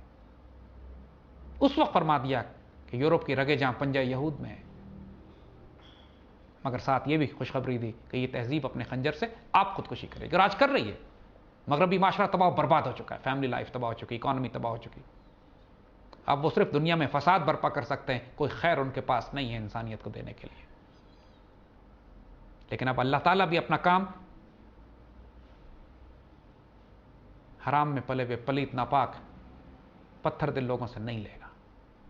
اب انشاءاللہ جن سے بھی کام لیا جائے گا، جنیدی اور ارد شیری ان کے پاس ہوگی، ان کے پاس شکوہ سنجر اور فقر جنید و بسطامی بھی ہوگا. اس لیے ایک بندے مومن کی تربیت کے لیے لازم ہے کہ جہاں وہ ظاہری طور پر پالیٹکس، اکانومی اور ملٹری کی بات کرے، وہاں ساتھ ساتھ روحانیت کی، روحانی اساس کی، فقر کی، درویشی کی، قرآن کی، عشق رسول اور ادب رسول کی بات بھی کرے. جب تک یہ دو پر ساتھ نہیں ہوں گے، مومن کی پرواز اب نہیں ہوگی. مسلمان تمام جماعتیں نے اسی وجہ سے مار کھائی، اسی وجہ سے ناکام رہی کہ کوئی سیاست، پالیٹکس اور اکانومی میں زیادہ پڑ گئی، کس نے صرف رہبانیت کا رستہ اختیار کر لیا. اب جنیدی اور ارد شیری اکٹھے ہوں گے، ایک ہاتھ میں قرآن ہوگا، ایک ہاتھ میں عشق رسول اور ادب رسول ہوگا، دوسرے ہاتھ میں تلوار ہوگی انشاءاللہ. اور اب یہی اللہ کے فیصلے ہیں. اقبال کی زبان سے اس کی خوشخبریاں ہمیں دی جا چکی ہیں. ایک اور موقع پر اقبال فرماتے ہیں، افلاک سے آتا ہے نالوں کا جواب آخر. یعنی اقبال نے جو اللہ تعالیٰ کے حضور رو رو کے گڑ گڑا کر جو درخواستیں پیش کی ہیں، یہاں پہ اس کا راز کھولتے ہیں کہ بالآخر آسمان سے اس کا جواب آتا ہے. افلاک سے آتا ہے نالوں کا جواب آخر. اللہ کا شکر کہ اللہ تعالیٰ نے آخر کار ہمارے گڑگڑانے کا، رونے کا، دعا کرنے کا، اللہ کے آگے درخواستیں پیش کرنے کا جواب وہاں سے بھیجا. کرتے ہیں خطاب آخر اللہ تعالیٰ خطاب کرتے ہیں، اللہ تعالیٰ مخاطب ہو کے بات کرتے ہیں. اٹھتے ہیں حجاب آخر. کہ جو پردے تھے آنکھوں کے آگے، جو پردے تھے دلوں کے آگے، اللہ تعالیٰ ان پردوں کو، ان حجاب کو ہٹا دیتا ہے. یہ ساری تمہید اقبال اکثر اپنی شاعری میں جگہ جگہ باندھتے ہیں، یہ بتانے کے لیے کہ جو کچھ میں بات کر رہا ہوں، جو کچھ خوشخبریاں میں تمہیں سنا رہا ہوں، جو کچھ خبریں تمہیں دے رہا ہوں، یہ آسمانوں سے آ رہی ہیں. یہ میرے تخیل کی خلاقی نہیں ہے، یہ میری سوچ اور سمجھ اور فکر میں نے ان کو پیدا نہیں کر لیا. یہ براہ راست وہ جواب ہے کہ جو ہمارے رب نے ہماری درخواستوں، ہمارے نالوں، ہمارے رونے، ہماری دعاؤں کے نتیجے میں ہم پر نازل کیے. تھا ضبط بہت مشکل اس سیل معانی کا. یعنی جو طوفان جو نازل ہونا شروع ہوا، جو ایک سیلاب آیا ہمارے اوپر، اس ساری خوشخبریوں کا، ان باتوں کا بڑا ضبط مشکل کام تھا. یہ روکنا کہ اپنے اندر ان کو میں قابو رکھوں اور سارے راز نہ کھول دوں. ایک موقع پہ اقبال نے یہ بات کہی ہے کہ یہ فرشتے جو ہیں اللہ تعالیٰ سے شکایت کر رہے ہیں کہ یہ اقبال جو ہے وقت سے پہلے قیامت نازل کر دیں گے. یہ ساری باتیں جو ان کو پتہ ہیں، اگر انہوں نے کھول دی تو وقت سے پہلے قیامت آ جائے گی. لوگوں کا ظرف نہیں ہے کہ برداشت کر سکے اس کو. یہاں پہ بھی اقبال بالکل وہی بات دہراتے ہیں، کہتے ہیں کہ تھا ضبط بہت مشکل اس سیل معانی کا. اس کو ضبط کرنا، اس کو روکنا، اس کو قابو میں رکھنا بہت مشکل کام تھا. کہہ ڈالے قلندر نے اسرار کتاب آخر. یہاں پہ اقبال نے کئی راز اور بھی کھولے. کہتے ہیں اس کو ضبط کرنا، اس کو روکنا بڑا مشکل کام تھا، لیکن اس کے باوجود قلندر نے کتاب کے راز کھول ڈالے. پہلا تو اقبال نے اپنا تعارف کرا دیا یہاں کہ وہ قلندر کے مقام پر ہے. اب حضرت واصف علی واصف کی وہ بات یاد رکھیے گا جب انہوں نے فرمایا تھا کہ اقبال کو سمجھنے کے لیے بھی قلندرانہ مزاج چاہیے، اور قلندر اللہ کے وہ ولی و فقیر اور درویش ہوتے ہیں کہ جن کے ذریعے اللہ تعالیٰ لوگوں کی تقدیریں تبدیل کروانے کا کام لیتا ہے، جو تقدیر ساز ہوتے ہیں، جو تقدیر کے پابند نہیں ہوتے۔ خدا ان سے خود پوچھتا ہے بتا تیری رضا کیا ہے، وہ قلندر ہوتے ہیں۔ روحانی دنیا کا بہت بڑا مرتبہ اور مقام ہے یہ، اور یہاں اقبال اپنا تعارف کراتے کہتے ہیں، اور کئی مقام پہ کہا، فقیہ شہر قاضی ہے لغت ہائے حجازی کا، فقیہ شہر کے پاس پوری قارون ہے لغت ہائے حجازی کا، تمام جہانوں کی کتابیں اس کے پاس ہیں۔ یہ قلندر بجز حرف دو حرف لا الہ کچھ نہیں رکھتا، یہ اپنے آپ کے، اور یہ اپنے آپ کو کہا کہ فقیر، یہ قلندر اپنے پاس صرف دو حرف لا الہ رکھتا ہے۔ یہاں بھی اقبال اپنی بات کہہ رہے ہیں کہ جو طوفان جو نازل ہوا میرے اوپر، اس کو ضبط کو قابو میں رکھنا، اس کو ضبط میں رکھنا بڑا مشکل کام تھا، لیکن کہہ ڈالے قلندر نے اسرار کتاب آخر، جو کتاب کے راز تھے اس قلندر نے بالآخر بیان کر دیے۔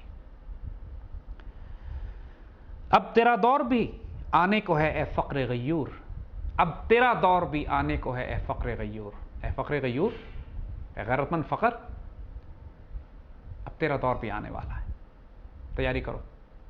1920 1925 میں یہ بات کہی جا رہی ہے، پھر ذہن میں رکھیے گا، جب پوری دنیا میں تاریکی اور اندھیرا ہے اور مسلمان اس سے زیادہ کبھی اپنی تاریخ میں مایوس نہیں ہوں گے، اس وقت کہا جا رہا ہے اب تیرا دور بھی آنے کو ہے اے فقر غیور، کھا گئی روح فرنگی کو ہوائے زر و سیم۔ پہلی جنگ عظیم کے بعد جب، اور پھر دوسری جنگ عظیم، اور پھر دوسری جنگ عظیم کے بعد آج تک جو پوری دنیا میں یورپ کا ڈنکا بجتا تھا، یورپ کی مشینیں، اس کی طاقت، اس کی فوجی طاقت، اس کی معیشت، اس کی تہذیب، اس کا تمدن، اس کا سٹینڈرڈ آف لیونگ، اس کی سوسائٹی، جو پوری دنیا جس سے مروب تھی، اس وقت اقبال کہہ رہے ہیں، جب انہوں نے پہلے کہا کہ یہ تہذیب اپنے خنجر سے آپ خودکشی کرے گی، دیکھنا تو صحیح آنے والے وقتوں میں ہوتا کیا ہے۔ اور ساتھ ساتھ اقبال یہاں پر یہ خوشخبری دے رہے ہیں مسلمان کو، نوجوان کو، ایک شاہین کو، کہ تیرا دور بھی اب آنے والا ہے فقر غیور، اب تمہارا وقت شروع ہونے والا ہے۔ کیوں؟ اس لیے کہ کھا گئی روح فرنگی کو ہوائے زر و سیم، کہ یورپ کو، مغرب کی تہذیب کو دولت اس کو ہڑپ کر گئی، کھا گئی، تباہ و برباد کر گئی۔ فراوانی، یہ تہذیب جو امورل سویلائزیشن، جس میں سیاست اور دین جدا جدا ہے، اس کو اندر سے کینسر ہو چکا ہے، یہ کھائی چلی گئی ہے، یہ تہذیب فرسودہ ہو چکی ہے۔ اس وقت جب دنیا کی نظر میں یہ تہذیب عروج حاصل کر رہی تھی، اس وقت اقبال کہہ رہے ہیں کہ اس کو ہوائے زر و سیم اندر سے کھا گئی، یہ تہذیب ختم ہو گئی، تباہ و برباد ہو گئی۔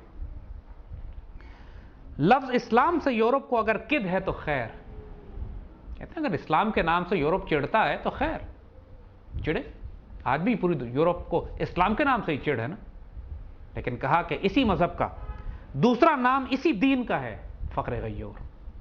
مجھے اقبال نے جو پہلے بات کہی کہ فقر غیور تیرا دور آنے والا ہے، پھر خود ہی فقر غیور کی وضاحت بھی کرتے ہیں کہ فقر غیور اصل میں لفظ اسلام کا دوسرا نام ہے۔ اگر یورپ کو اسلام کے نام سے چڑھ ہے تو اس دین کو فقر غیور بھی کہہ سکتے ہیں۔ اور پھر جو اوپر جو انہوں نے بات کہی تھی کہ اب تیرا دور بھی آنے کو ہے اے فقر غیور، یعنی اسلام، اے مسلمانوں تمہارا دور اب آنے والا ہے۔ یورپ کی تہذیب کو، یورپ کے تمدن کو ان کی دولت ہڑپ کر گئی، معاشرہ تباہ برباد ہو گیا۔ چند دنوں کی فوجی طاقت ان کے پاس ہے، میڈیا ان کے پاس ہے، اکانومی تھوڑی سی ان کے پاس ہے، وہ طوفان برپا کر سکتے ہیں دنیا میں، انارکی اور فساد پھیلا سکتے ہیں، کوئی خیر لے کر نہیں آ سکتے۔ تیاری کرو، تمہارا وقت آنے والا ہے۔ عام حریت کا جو دیکھا تھا خواب اسلام نے، ایک آزادی کا جو خواب اسلام نے دیکھا تھا، آج کے دور میں انسان آزاد نہیں ہے۔ آزادی اظہار اور آزادی افکار کے نام پر جو آوارگی اور انارکی پھیلائی جاتی ہے ذہنوں میں بھی اور معاشروں میں بھی، یہ آزادی نہیں۔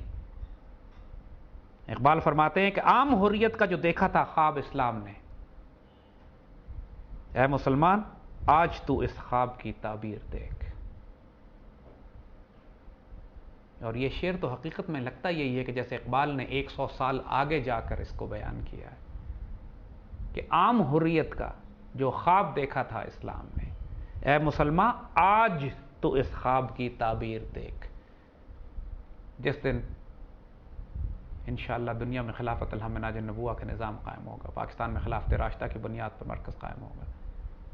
حقیقت میں دیکھیے تو یہ شعر اس دن پہ واجب آتا ہے، آج اے مسلمان آج تو اس خواب کی تعبیر دیکھ۔ آج سے 100 سال پہلے خوشخبری دی جا چکی ہے کہ آنے والے دور میں یورپ کو اگر اسلام کے نام سے چڑھ ہے تو فقر غیور جو اسلام کا دوسرا نام ہے، اب اس کا دور آنے والا ہے۔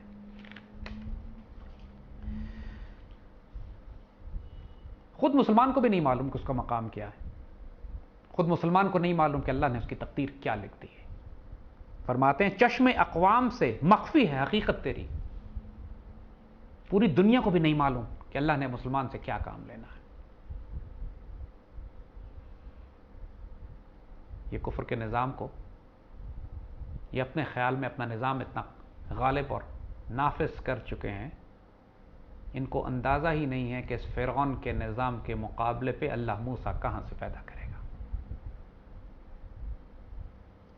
چشم اقوام سے مخفی ہے حقیقت تیری، دنیا کو نہیں معلوم کہ تمہارا پوٹینشل کیا ہے، تمہاری آئیڈیالوجی کیا ہے، تمہیں اللہ تعالیٰ نے کیا عطا کرنا ہے اور کیا عطا کر چکا ہے۔ ابھی محفل ہستی کو ضرورت تیری، مسلمانوں کو اللہ کبھی تباہ نہیں کرے گا، فکر نہ کرو، پاکستان ضائع ہونے کے لیے نہیں بنا ہے۔ کیوں؟ ہے ابھی محفل ہستی کو ضرورت تیری۔ اللہ تعالیٰ کو ابھی تمہاری بہت ضرورت ہے، ابھی بہت کام کرنا ہے، اللہ کے دین کو نافذ کرنا ہے، حضور صلی اللہ علیہ وسلم کے احادیث مبارکہ کو پورا کرنا ہے، غزوہ ہند لڑنا ہے، مسلمانوں کو متحد کرنا ہے، خلافت الحمناج النبوہ قائم کرنی ہے۔ ابھی بہت کام ہے، جس پر اقبال نے بڑے پیار سے اللہ کو مخاطب کر کے بھی کہا تھا، کار جہاں دراز ہے، اب میرا انتظار کر۔ زندہ رکھتی ہے زمانے کو حرارت تیری، اگر یہ زمانہ زندہ ہے تو صرف اس لیے کہ اسلام کا دین قائم ہے، یہاں بندہ مومن ہے، یہاں اللہ اس کے رسول صلی اللہ علیہ وسلم کا دین ابھی باقی ہے۔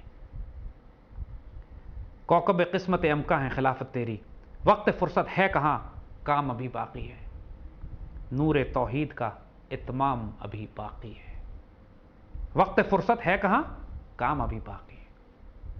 یہاں پر بھی کئی گہری باتیں کر گئے کہ مسلمان نسل کو، نوجوانوں کو مخاطب کر کے کبھی فرصت کا وقت نہیں ہے تمہارے پاس، اپنا وقت نہ ضائع کرو، یہ آرام طلبی کا وقت نہیں ہے، یہ شمشیر الصنع کا وقت ہے، طاؤس و رباب کا وقت نہیں ہے، اپنے آپ کو خرافات میں مت الجھاؤ، کام ابھی باقی ہے، نور توحید کا اتمام ابھی باقی ہے۔ ابھی ہم نے خلافت تو قائم نہیں کی، ابھی ہم نے ہندوستان تو فتح نہیں کیا، ابھی یونائٹڈ اسٹیٹس آف اسلام تو قائم نہیں ہوئی، ابھی پوری دنیا میں خلافت الحمناج النبوہ کا نظام نافذ نہیں ہوا، نور توحید کا اتمام ابھی باقی ہے۔ وقت فرصت ہے کہاں، کام ابھی باقی ہے۔ یہ ساری وہ ڈیوٹیز ہیں جو مسلمان نسلوں کے حوالے کی گئی ہیں۔ پاکستان بننا اس کا پہلا ذریعہ ضرور تھا، اس پر اختتام نہیں ہے، یہ بات ہمارے بڑوں کو اچھی طرح معلوم تھی۔ 1949 میں جب آبجیکٹو ریزولوشن پاس کی لیاقت علی خان نے، اس وقت یہ بات واضح کر دی گئی کہ خود فرماتے ہیں کہ پاکستان بننے کے بعد ہماری تاریخ کا یہ سب سے بڑا دن ہے جس میں ہم نے یہ فیصلہ کیا ہے کہ اس امت کو، اس قوم کو کس سمت میں لے کے جانا ہے، اور فرمایا کہ اتنی بڑی تاریخی واردات ہے یہ پاکستان کا بننا، اور اس کے بعد آج اس قرارداد مقاصد کا پاس کیا جانا، کہ ہو سکتا ہے کہ جو ماضی میں مسلمانوں نے عروج حاصل کیا تھا، آنے والے وقتوں میں ہم اس سے بھی آگے نکل جائیں، جو قرون اولیٰ کے دور میں اللہ نے ہمیں عزت دی تھی، آنے والے دور میں اس سے بھی بڑی عزت دے، اگر ہم نے اپنے اللہ سے کیے ہوئے وعدوں کو پورا کیا۔ یہ قرارداد مقاصد سے پہلے کی تقریر دیکھ لیں جو لیاقت علی خان نے کی ہے، انسان کے وجود کے رونگٹے آج کھڑے ہوتے ہیں۔ ہمارے بڑوں کو احساس تھا اس بات کا کہ یہ پاکستان کس لیے بنا ہے، کتنی بھاری ذمہ داری ان کے کندھوں پہ اللہ نے ڈالی ہے، اور اب یہ ذمہ داری انہوں نے اگلی نسلوں کو دینی تھی۔ نور توحید کا اتمام ابھی باقی ہے۔ اور پھر ایک نوجوان نسل کی ڈیوٹی، کیا تم نے صرف پاکستان میں کام کرنا ہے؟ کیا تم نے صرف ہندوستان میں کام کرنا ہے؟ آنے والے وقتوں میں تم سے کہاں کام لیا جائے گا؟ کیا تم نے نیشنلزم، مغربی سیاسی نیشنلزم کی بنیاد پر ایک خطہ زمین میں محدود ہو کے کام کرنا، یا تمہاری ڈیوٹی اللہ تعالیٰ نے پوری کائنات میں لگائی ہے؟ سبق پھر پڑھ صداقت کا، عدالت کا، شجاعت کا، دوبارہ سے اپنے اسلاف کے طریقے پر آؤ، صداقت، شجاعت، عدالت، دیانت، شیروں اور دلیروں کے دین کے تم وارث ہو، تمہارے باپ دادا خالد طارق ٹیپو صلاح الدین ایوبی فاتح نور الدین زنگی کی اولادیں. سبق پھر پڑھ صداقت کا، عدالت کا، شجاعت کا. کیوں؟ لیا جائے گا تجھ سے کام دنیا کی امامت کا. اور یہ راز ذہن میں رکھیے گا. یہ شعر اقبال نے اردو میں کہا ہے، اردو بولنے والوں کو مخاطب کر کے کہا ہے. لیا جائے گا کام تو اس سے دنیا کی امامت کا. اللہ کے فضل سے یہ اس خطہ زمین کے مسلمانوں کے لیے جو اردو زبان بولتے ہیں، پاکستان. اللہ تعالیٰ نے یہ خوشخبریاں بلا وجہ اردو میں نہیں بھیجی آپ کے لیے.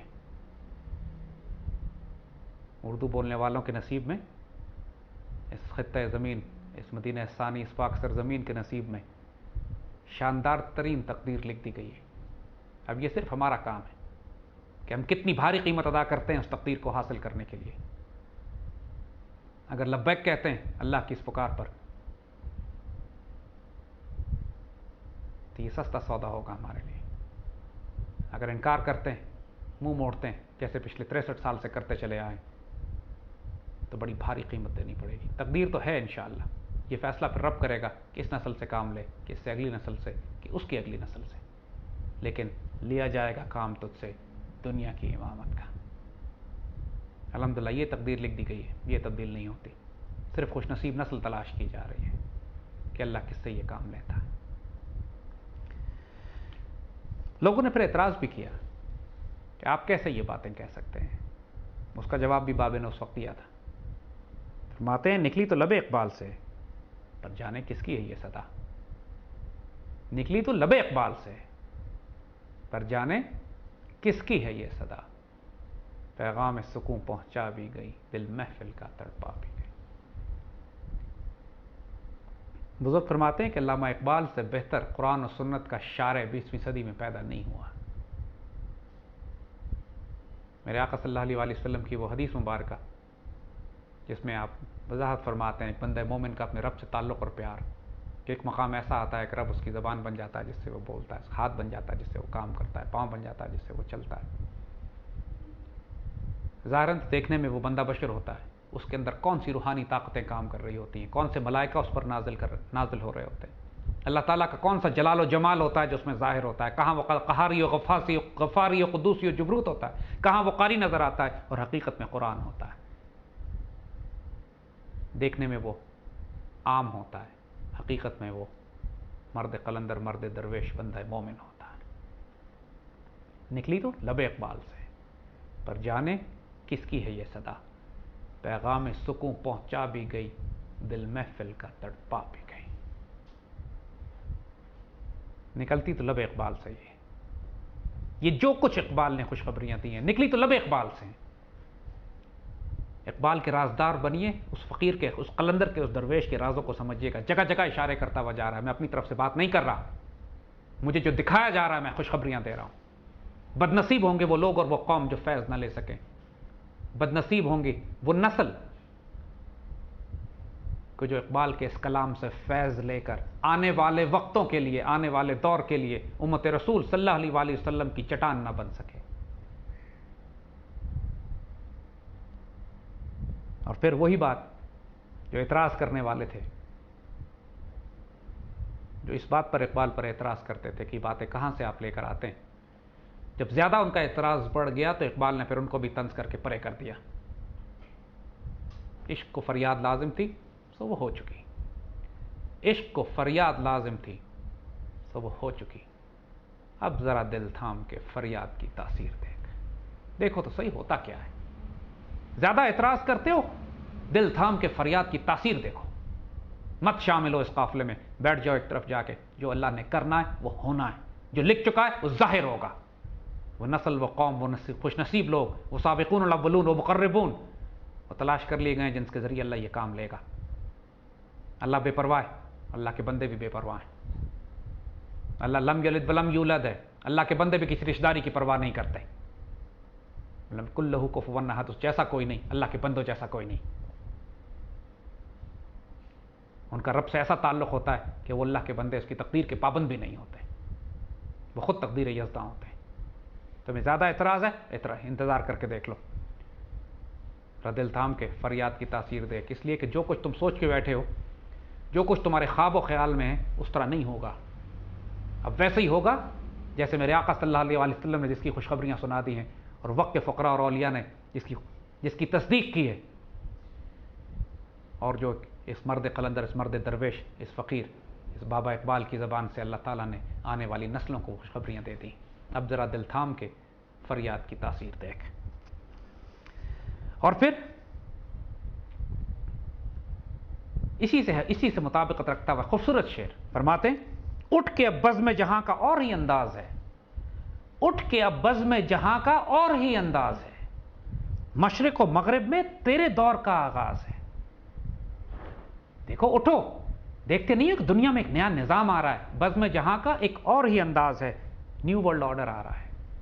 ایک نیو ورلڈ آرڈر وہ ہے جو زائنسٹ لے کر آنا چاہتے ہیں، ایک نیو ورلڈ آرڈر وہ ہے جو اللہ نافذ کرنا چاہتا ہے. فرما رہے ہیں اٹھو کہ بزم جہاں کا اور ہی انداز ہے، مشرق اور مغرب میں تیرے دور کا آغاز ہے.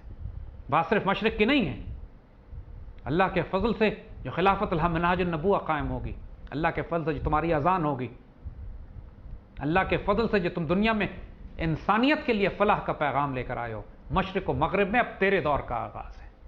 اور پھر یہ بھی یاد رکھیے گا، اس پورے خطے زمین میں جس کے اندر اردو بولنے والے بھی ہیں، فارسی بولنے والے، پاکستان، ایران، افغانستان، خراسان، اقبال نے شاعری فارسی میں بھی کی ہے.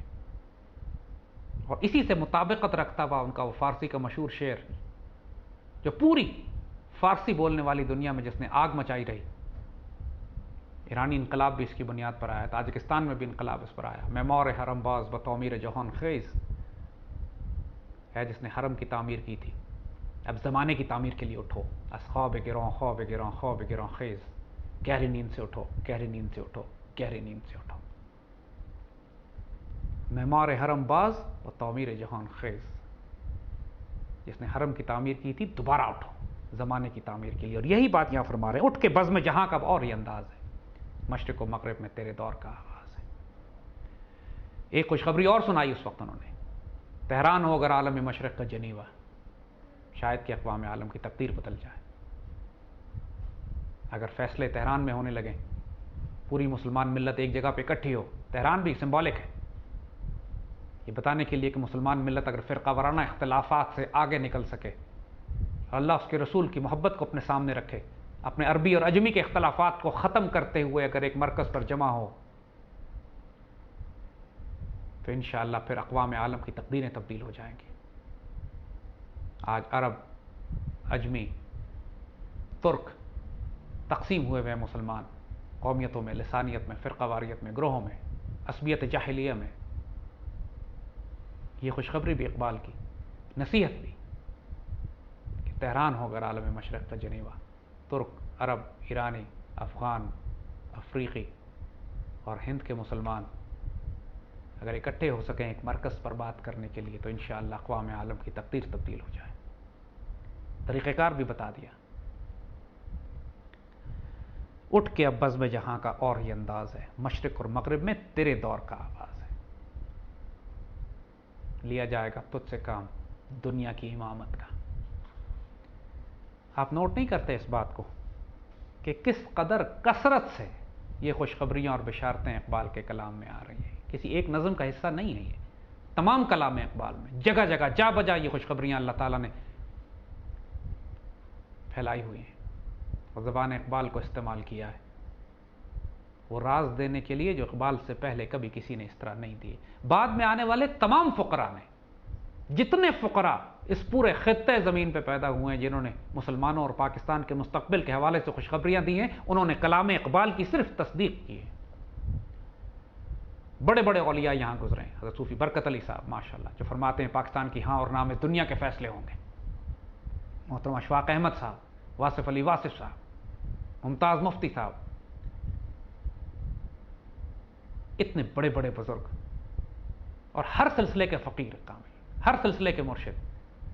پیر جماعت علی شاہ صاحب نے اس وقت فرمایا تھا، آج ماشاءاللہ پورا ان کا سلسلہ اس بات پر قائم ہے کہ وہ خوشخبریاں اور بشارتیں جو اس وقت اللہ تعالیٰ نے دے دی تھی بابا اقبال کی زبان سے ہر فقیر اپنے دور میں ان کی تصدیق اور تائید کرتا چلا گیا.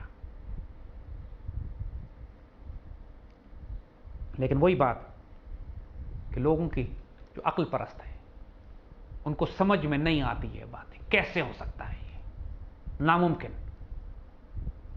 آج بھی طنز کرنے والے مذاق اڑانے والے بہت ہیں. ان کا جواب بھی پھر اقبال دیتے ہیں. اللہ کو پامردی ہے مومن پر بھروسہ. اللہ کو بھروسہ ہے مومن کے یقین پر, ایمان پہ, اس کی استقامت پہ, اس کے استقلال پہ. یہ کام اللہ نے لینے تو بندہ مومن سے لینا. یاد رکھیے گا کوئی آسمانوں سے نہیں اترے گا ان کاموں کو کرنے کے لیے. وہ شیروں اور دلیروں کی نسل ہوگی جو اس کام کو کرے گی. خوش نصیب لوگ ہوں گے جس پکار پر لبیک کہیں گے, لبیک اللہم لبیک لبیک لا شریک لک لبیک. اور اللہ کو بھی انہی بندہ مومن پہ بھروسہ ہے. اللہ کو پامردی ہے مومن پہ بھروسہ. ابلیس کو یورپ کی مشینوں کا سہارا. وہ اپنے ٹینکس, اپنے ہیلی کاپٹرز, اپنے میزائل, اپنے سیٹلائٹ, اپنی توپیں لے کر آئیں گے. ان کے پاس ٹیکنالوجی ہوگی. یہ پہلے بات بتا دی ہے کہ تمہارا مقابلہ جب ان کے ساتھ ہوگا تو طاقت کا توازن خوفناک حد تک ان کے حق میں ہوگا. سوویت یونین اور افغان مجاہدین کیا آپس میں طاقت کا تقابل. ایک ایسی ایٹمی طاقت جو پوری دنیا پر چھائی ہوئی. افغانستان کے گڈریے, دکاندار, استاد, طالب علم, نہتے, کسان اور کاشتکار اس کے مقابلے پر کھڑے ہوئے ہیں. اور پھر دنیا نے وہ تماشا بھی دیکھا جو نہ عقل یقین کرنے والی نہ آنکھیں یقین کرتی ہیں کہ اتنی بڑی سپر پاور اللہ کے فضل اور کرم سے افغانستان کے پہاڑوں میں دفن کر دی گئی. کیوں؟ کیونکہ اللہ کو پامردی مومن پر بھروسہ تھا. یورپ اور ابلیس کو یورپ کی مشینوں کا سہارا تھا. کر کے دکھا چکا ہے اللہ 20ویں صدی میں کہ کیا جا سکتا ہے. آج پھر کیا جا رہا ہے افغانستان میں. آنے والے وقتوں میں 20 مقامات پہ کیا جائے. کشمیر کے مسلمان کیا ہے ان کے پاس؟ 7 لاکھ بھارتی فوج کا مقابلہ کر رہے ہیں پچھلے 60 سال سے. آج بھی ماشاءاللہ حوصلے جوان ہیں, قربانیاں دے رہے ہیں, شہادتیں دے رہے ہیں. کچھ بھی نہیں ہے ہاتھوں میں. فلسطین کے بچوں کے پاس کیا ہے؟ اسرائیل دنیا کے ایٹمی طاقت بنا ہوا ہے.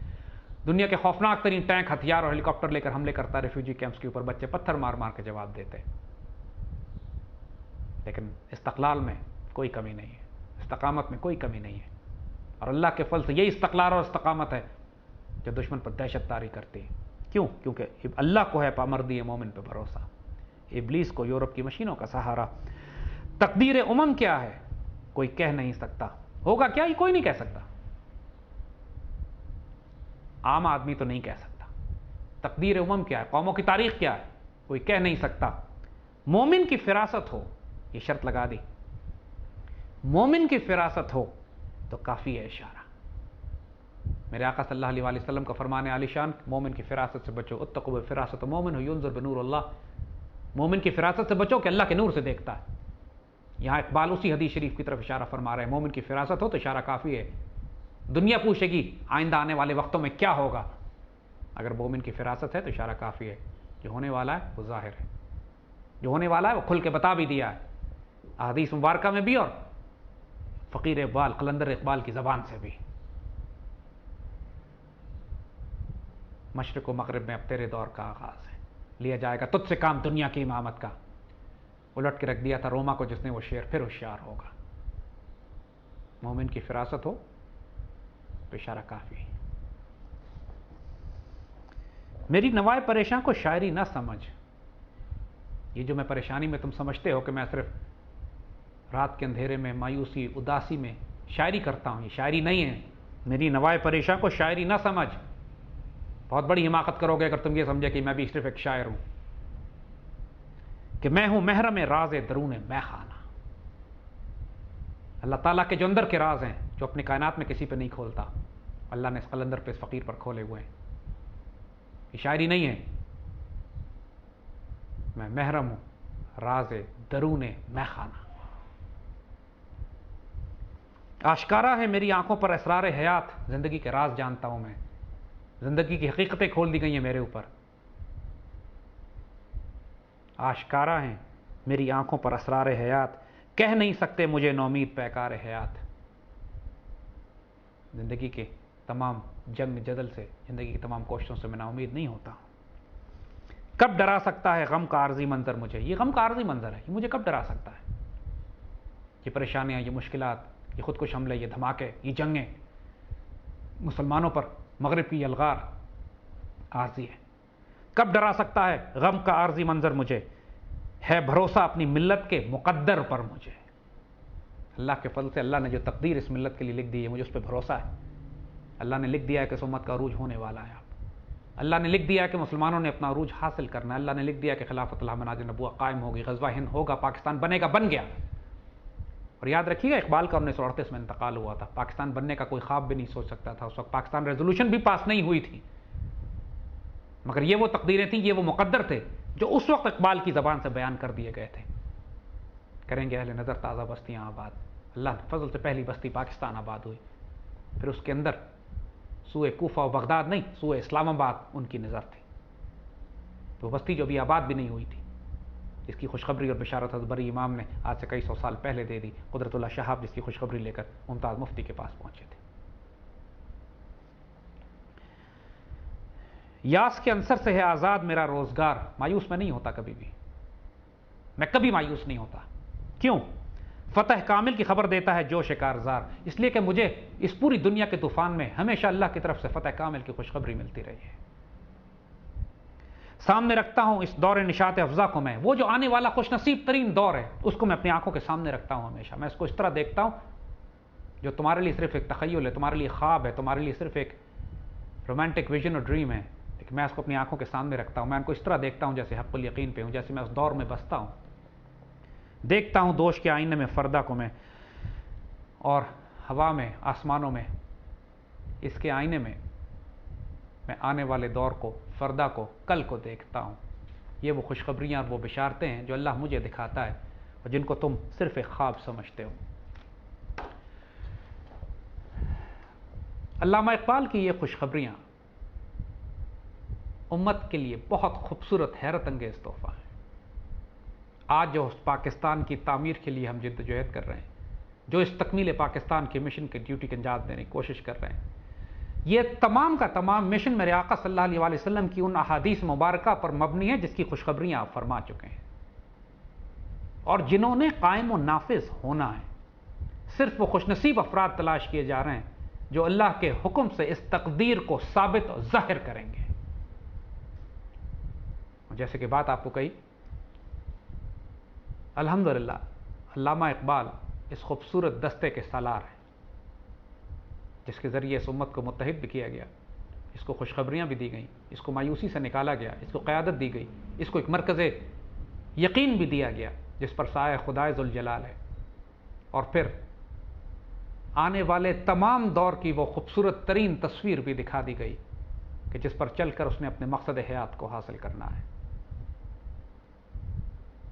اس مشن میں ہمارا ساتھ دیجیے کہ یہ مشن ہمارا ذاتی نہیں ہے، یہ اللہ کے رسول صلی اللہ علیہ وآلہ وسلم کی ڈیوٹی ہے۔ اس دور میں جب میرے آقا صلی اللہ علیہ وآلہ وسلم خود تشریف رکھتے ہیں، کون بدبخت ہوگا جس کو میرے آقا صلی اللہ علیہ وآلہ وسلم کے ہونے پر شک ہو جائے؟ لیکن اس دور میں بھی ابو جہل تھا، ابو لہب تھا، عبداللہ بن ابی تھے، کوئی کھل کے کافر رہے، کچھ ایمان لا کر منافق ہوئے۔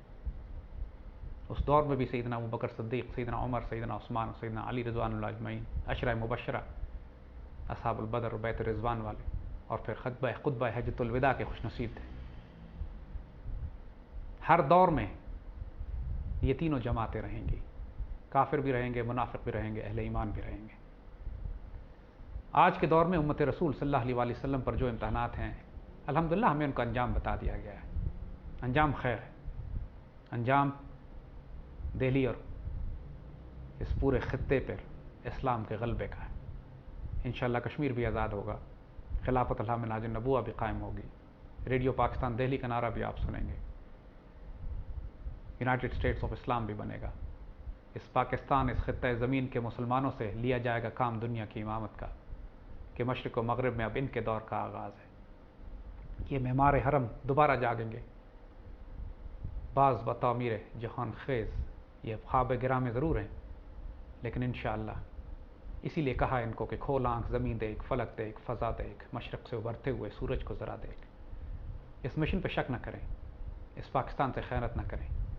آج کے دور میں اللہ نے ایمان اور کفر کا فرقان اس پاکستان کو بنا دیا ہے۔ بدنصیب ترین وہ لوگ ہیں چاہے ان کا تعلق کسی مسلک، کسی فرقے، کسی سیاسی مذہبی جماعت، کسی لسانی قومی گروہ سے ہو، جو اس پاکستان کی جڑ کاٹ رہے ہیں، جو اس کی نظریاتی اور روحانی اساس پر شک کر رہے ہیں، جو اس خوبصورت ترین مستقبل کے لیے، مستقبل جو اللہ تعالیٰ نے اس امت کی تقدیر میں لکھ دیا ہے، اس کی راہ میں رکاوٹ بنے ہوئے ہیں۔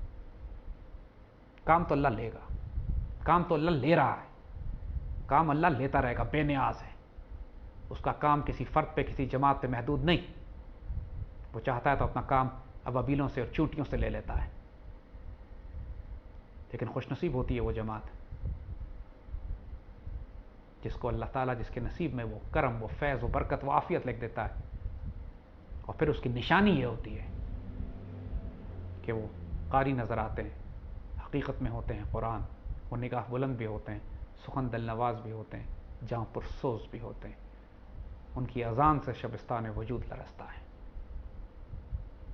اللہ تعالیٰ آپ کا حامی و ناصر ہو، اللہ تعالیٰ پاکستان کا حامی و ناصر ہو، اور آنے والے وقتوں میں آپ کو اس خوش نصیب ترین نصیب کا حصہ بنائے جو اللہ نے اس امت رسول، اور خاص طور پر اس امت رسول میں ملت اسلام پاکستان کے نصیب میں لکھ ڈالی ہے۔